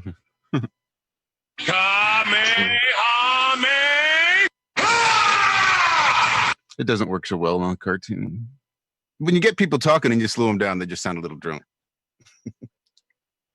Yeah, it doesn't work for him. He's too intense on his He's yelling. way too. You know, I didn't mention it, but one thing I like about Goku is his fucking attitude. Yeah, he likes to train. Everything's all about powering up. But even when he meets the biggest, baddest, meanest jerk, asshole that's just treating him like shit, even when he's getting his ass beat, he does it with a smile.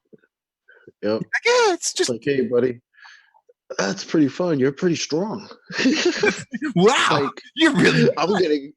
I'm getting excited as he's getting beat up. Just waiting to power up. Yeah. Yeah. Just let me just test what you got a little bit. Poke you around. You gotta love it, man. So Got yeah, you. so for you, Adam, 2016, mid 2016 is when I got into flat Earth. Yeah, I weren't that interested, really. It was just a side question, but fair enough. No, I mean, I wanted to answer your question. Yeah, hey, I had to come full circle around, brother.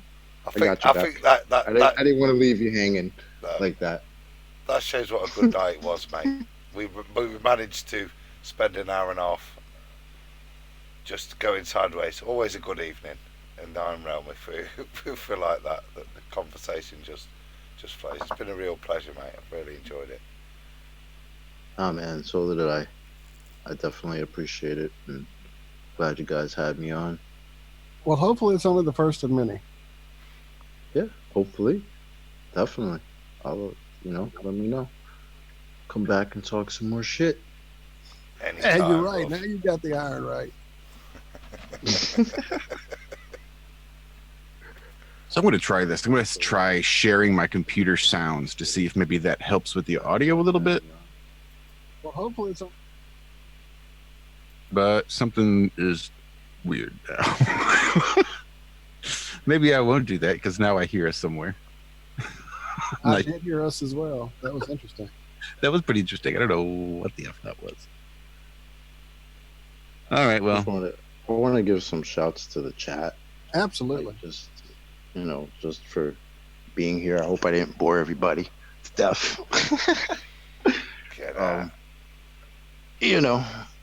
I appreciate everybody being in here, and I have a lot of love for the people in this community. It's really cool to be able to talk to people who share like minds and just are just open to a different reality, not the one that we were all brought up in, and you learn from these people, people learn from each other if you allow yourself to.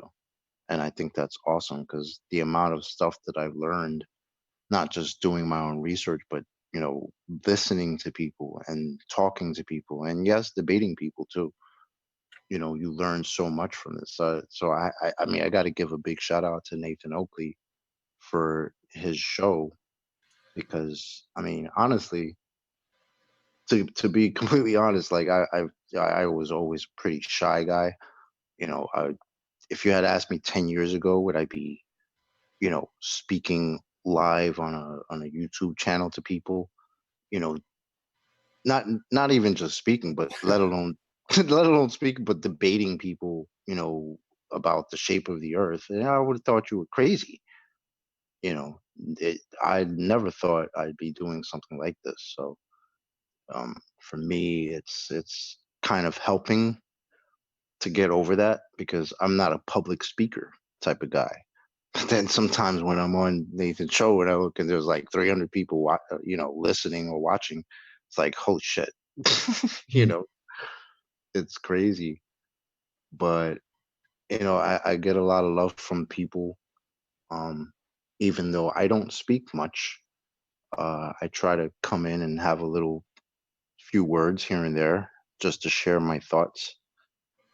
To because I'm a regular Joe. I'm a regular guy. I just I get up, I go to work, and I just happen to be lucky enough to have a job where I could work with my hands and do what I got to do, but at the same time I can listen, and participate in a show like Nathan's. And, so shout out to him and everybody that's on the show, that the regular guys like Arwen and Ranty and Sleeping Warrior, Travis, all these guys that I consider to be friends now because I've been speaking to them so long. I consider these guys to be friends and, you know, good people, family in a way. Because a lot of times I go into the chats and I say, "What's up, fam?" Because this is kind of how I see a lot of these Absolutely, man. a lot of you guys, So shout out to everybody. I've got one poignant question from that, really, Chocolate. Sure. That you are a kind of family over there, and all the names you mentioned, but there was kind of one you omitted, which was kind of the weirdest thing I've seen in Flat, and that's Jose. And it was you that I always thought was kind of closest to him and kind of was most pissed off, or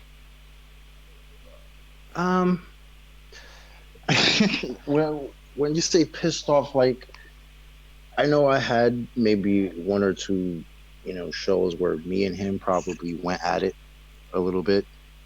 And, it's funny because when he first decided to, go back to the ball or just have his change of mind,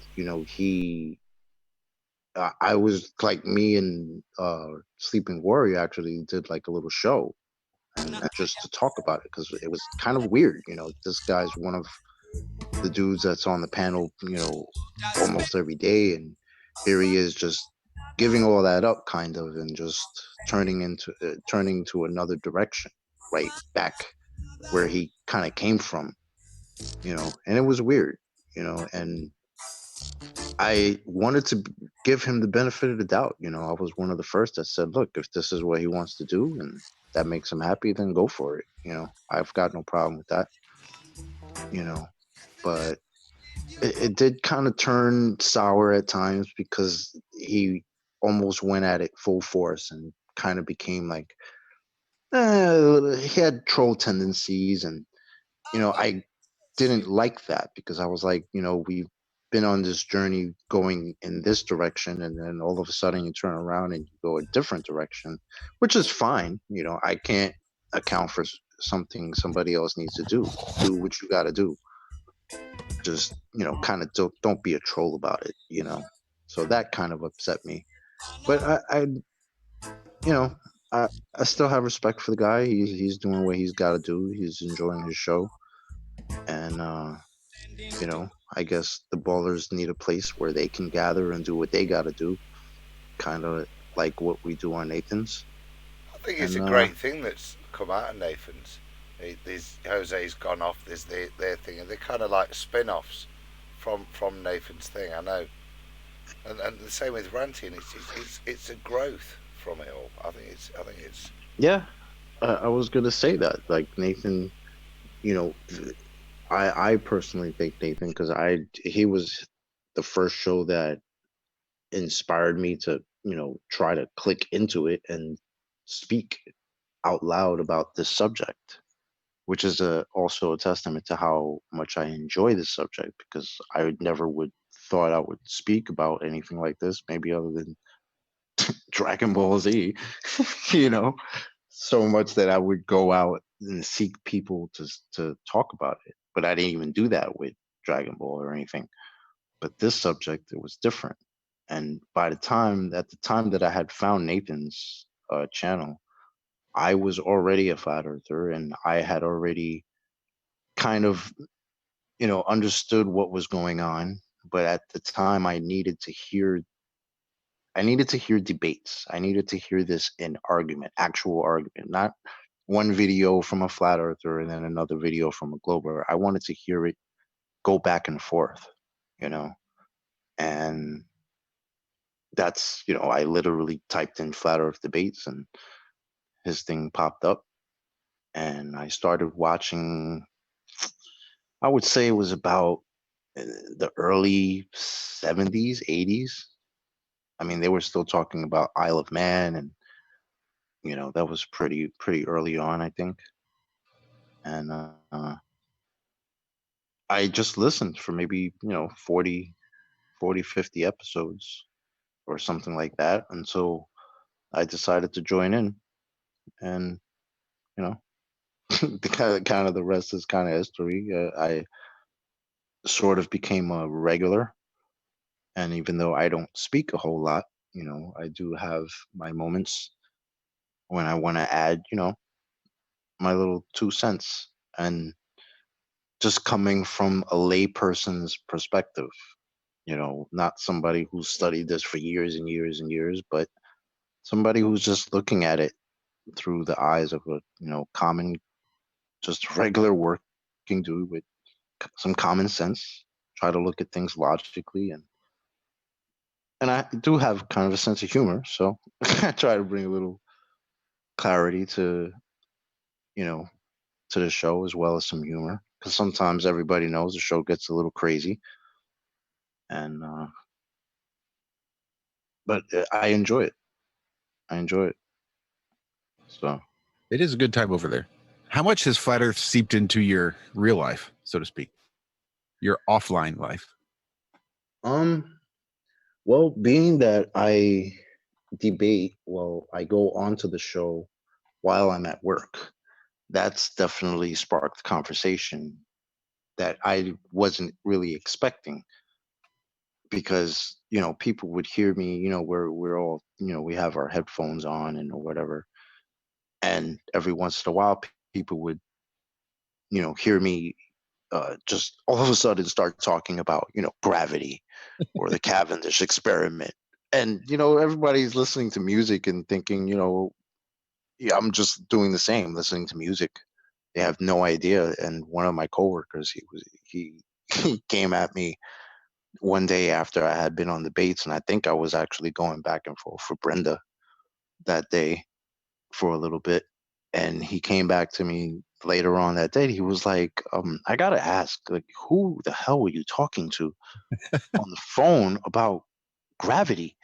He's like, I didn't want to be in your conversation, but I've never heard anything like that. Like, what are you doing? What are you talking about?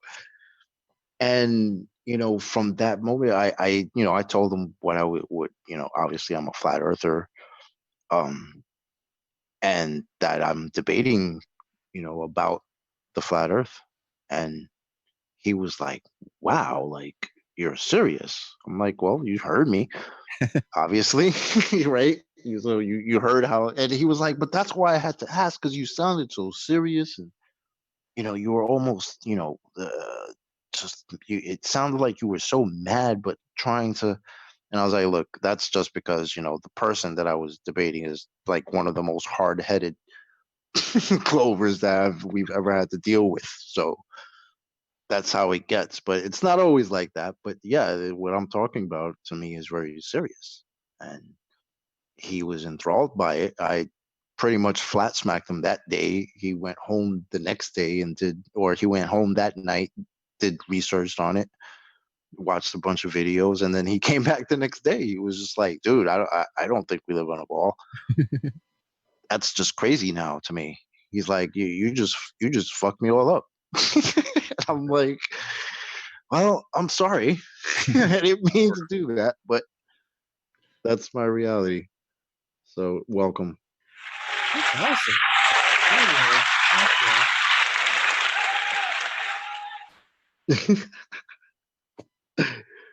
Yeah. So, um, yeah. So I mean, everybody at my job that has heard me debate or talks to me about it, because it's like, maybe it helps because I have recently moved here, right? Started a new job. So a lot of these people, you know, I am already different in that way, as it is being that I'm a New Yorker and I'm moving down south. So I already kind of just stick out, you know, and and even when I was in New York, I kind of stuck out, in some ways because I'm just a little different from, some people.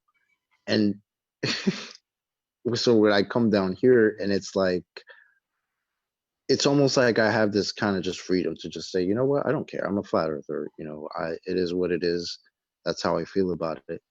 And the funny thing is that down here, I've actually encountered people who didn't automatically just say, "Oh no, you're just crazy." There was a dude that I encountered that worked here that already was aware of FE core and laser experiments, and I think he had seen the Discovery Channel thing and how he knew that that was all bullshit. And I was, it kind of fucked me up because I'm like, wow, so it's not, obviously it's not just on YouTube, it's not just, on the internet or on my phone. I'm going to find people who think this way.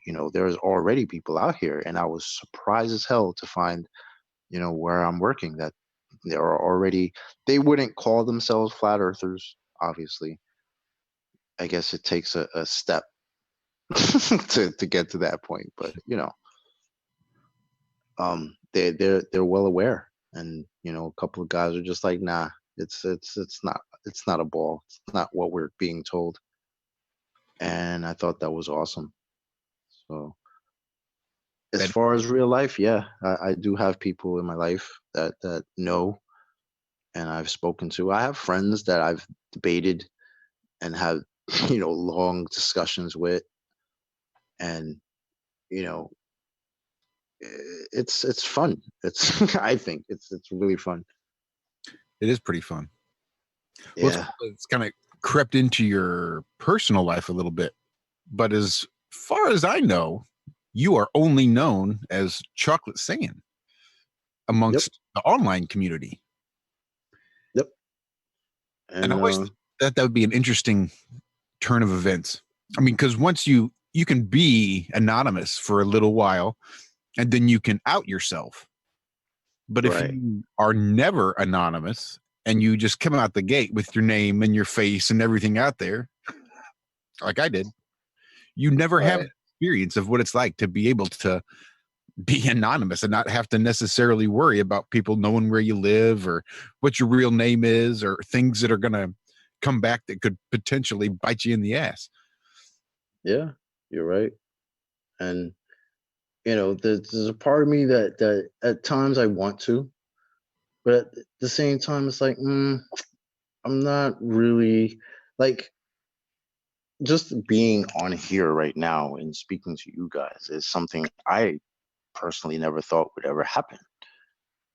I never thought I would, start talking to people online about this, start getting on a show that's got viewers coming on every day and listening and paying attention. And then at some point, when it became real for me was when people would start telling me. I would get messages from people saying, what you said today was really cool, or you said something so reasonable. You sound like you just sound like you've got some common sense to you, very calm and reasonable and just intelligent but quiet. And people were telling me these things, and I'm like, wow, that's kind of crazy because I didn't expect that at all. you know like I said, I'm just a normal guy, get up, go to work, pay my bills, and while I'm doing that, try to debate flat earth a little bit here and there. And I mean, it's who knows, at some point maybe I'll have a whole reveal thing or something, but I mean, as of for now, I don't, because I'm not in here, I'm not trying to be famous or infamous or anything. I just want to be me. And as far as I'm concerned, being chocolate is being me for now. Now, it's not to say that people don't know who I am. There are certain people that are I've been closer with that have seen me, that do know my name and have a better understanding of who I am. But I don't feel like that's really important as far as for what I contribute. You know what I mean? Absolutely. Well, Arwen appreciates it. He was bragging earlier in the chat at the start of the show that he's one of the few that has seen your face. Was he really? I didn't see that. He was. You ought to go back and check it out. He was pretty complimentary. Oh, that's cool. Shout out to Arwen. Big shout out to Arwen. Yeah. Shout out to Ace. I gotta give shout out to Ace in the chat. First. No One's Flower, Cleary, Richard Archer, Cammy. Shout out to Cammy. And Dank. Shout out to Dank. Dank. And Chris Matt, Bob, Cool Busters, and everybody else. Travis, Plain Truth. Shout out, my brother. But yeah. This was really fun though, talking to you guys and being here. I really actually feel honored to be completely honest. I'm still kind of like in shock. But we're honored that you're honored. The honor in us recognizes the honor in you. Yes. I like that. I love it. Well, it's been an awesome time, and I figure we might as well wrap it up. I got some biscuits and egg gravy to mow down. Nice. Man, if you ever come to Denver, I'll find the name of this burrito place. Oh my God. Endless burritos. Oh my God. So good. Oh my That sounds like 45 minutes of pleasure. Is that what he said? Endless burritos? Oh my Followed by 12 hours of discomfort, followed by another 3 hours of pure excruciating hell. But then you have endless burritos again. So, right? The cycle starts all over. That's it. Well, Chocolate, thanks so much for coming to hang out. It really is awesome. I do sincerely also appreciate your quiet sensibilities and when you do talk, what you bring to the conversation. So thanks for all that you do over there on Nathan's. Thanks for coming here to hang out and letting us get to know you a little bit better. Welcome to the family, the F-E-Millie family. It's like family, but for flat earthers. Copy that, brother. I got you. Thanks a lot, man. Iron Scouts. What was that, Walter? I said, and also for the Iron Scouts. Much love for the Iron Scout. Thank you so much, Chocolate. You just don't know, man. I wish it could go on for hours and hours, and it could, as you see, but definitely you are welcome back anytime. You don't even have to come on the air. Come hang out with us behind on a Wednesday, and like we did the other day when I can actually be there and do the full experience. Sorry about that, but certainly, man, it's been a blast. Thank you for sharing. Yeah, man. Like I said, thanks for having me. I definitely appreciate it. It's definitely been an honor. Well, it's good to know you guys, and feel like I've known you guys already. Well, Adam, we've spoken, a few times already, but you guys since New Year's, but hopefully it'll happen again and again. Definitely come back. You will definitely be invited. You have an open invitation. Yeah, just treat it like Riley's and just walk in whenever you want. just come in. He's the only one that took us at our word and we said it's an open door. Come on back. He definitely did. So yeah, any time, man. Truly. Yeah, those aren't empty words. We genuinely mean it. Feel free to jump in. All right. Welcome to the family. I'll drag Riley in the way. Thank you, brother. I definitely appreciate it. I hope everybody has a good night. Shout out again to the chat, everybody listening. And I sort of kind of maybe tentatively have lined up Cammy for the 19th, just putting that out there. So not next Friday, but the Friday after? That's what I'm looking at. Perfect. Well, if you want to log in to the Iron Realm Media Google account, you can throw that up on the calendar. So that's your personal area. I'm going to let you handle it. I can do it. But if you're interested to see who's upcoming on the show, feel free to head on over to the ironrealmedia.com webpage or havenosphere.com as well. They'll get you to the same spot. Look for upcoming shows. You'll pull up a little calendar. You will see Chocolatesayian on for this week. And next week, I have confirmed with Brendan Daly. He will be on. He may be bringing a guest, a pilot, he says. Really super nice guy. So I'm looking forward to meeting him and talking with Brendan again after his little sabbatical. So that's what we've got in store. And then hopefully Cammy on the 19th, as soon as she confirms that, I will put that on the calendar. I think she just confirmed it as with a works for me and a big purple heart. So knock that out on the calendar. So let me do that right now then. Can Zach just not ask her? Man, you're making this way too simple. We need to have it all complicated and convoluted. This is Zach doesn't want to seem like he's dropping names. There you go, Adam, using that logic again, man. Get him, man. Get him. All right, well, I've got some music that I didn't get to play at all today just because it's been rearranging my laptop. So I figure I'll just play us out of here, Adam. You'll know at the end of the song when it's time to shut off OBS. I'll know. Right. Night, everyone. I'm moving up. Perfect. Night, everyone. Thank you so much for listening to Have No Sphere or watching. Hell, you could have been watching too. Who the fuck? But this has been Walter and John and Zach and Adam and Rob for a second. My name is Josh. Our guest this week has been Chocolatesayian, the newest member of the Iron Realm family. So thanks, everybody. We'll see you on Tuesday and Friday mornings over on Truth Frequency Radio. Good morning. I'm here. Wake up. Wake up. Wake up. Wake up! What is dark matter? Okay, we don't know. That's great. That's why it's called dark. It's exactly. Everyone knows all reputable information comes from random people on the internet. Tell me things, internet. The earth is flat. It's like school in your hand. Dark matter is something we do not know what it is.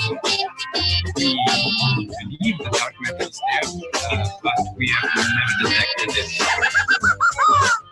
Well, what I'm afraid of course, is there is no dark matter out there. So what one? There is no dark matter out there. We need to think really hard. Fear is the molecular. Fear is the little death. This is Uncle Walt from the Ironworks. Josh, Corey, and I have chosen to look at life with no fear. No fear of the unknown. No fear of questions about the supposedly well-known. No fear of ridicule for thinking outside the familiar fool's lines. No fear of the boot on the neck of those refusing the party line. No fear of taking on those so convinced of their beliefs they would sooner drink the Kool-Aid than believe they've been fools made. In this world filled with me too, cattle think, can truth's protective layers be peeled back to show the tender, juicy pink? Are we all just grist for the mill? Souls sold against our will, or is that just how it feels? When you're filled to the rim with triviality so fear-filled and grim, break clear of the fear. Right here, Tuesdays and Fridays at 2 a.m. on TFR. Josh and I and you will hammer out the impurities of technology-driven groupthink, fold in a dash of logic, and quench it all with a bit of absurdity. The Ironworks. Break clear of the fear.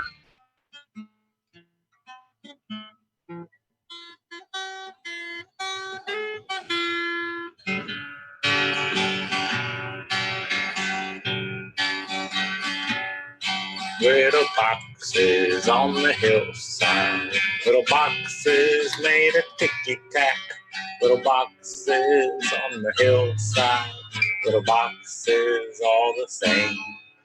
There's a green one and a pink one and a blue one and a yellow one. They're all made out of ticky-tacky. They all look just the same. And the people in the houses all went to the university where they were put in boxes and they came out all the same. And there's doctors and there's lawyers and business executives, and they're all made out of ticky-tacky. They all look just the same.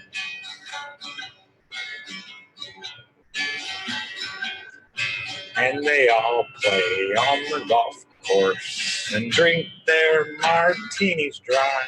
They all have pretty children.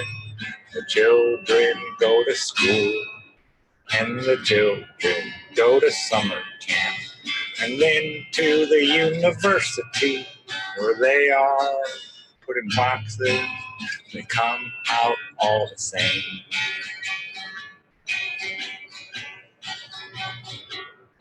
And the boys go into business and marry and raise a family in boxes made of ticky-tacky.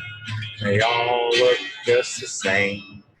There's a green one and a pink one and a blue one and a yellow one. They're all made out of ticky-tacky. They all look just the same.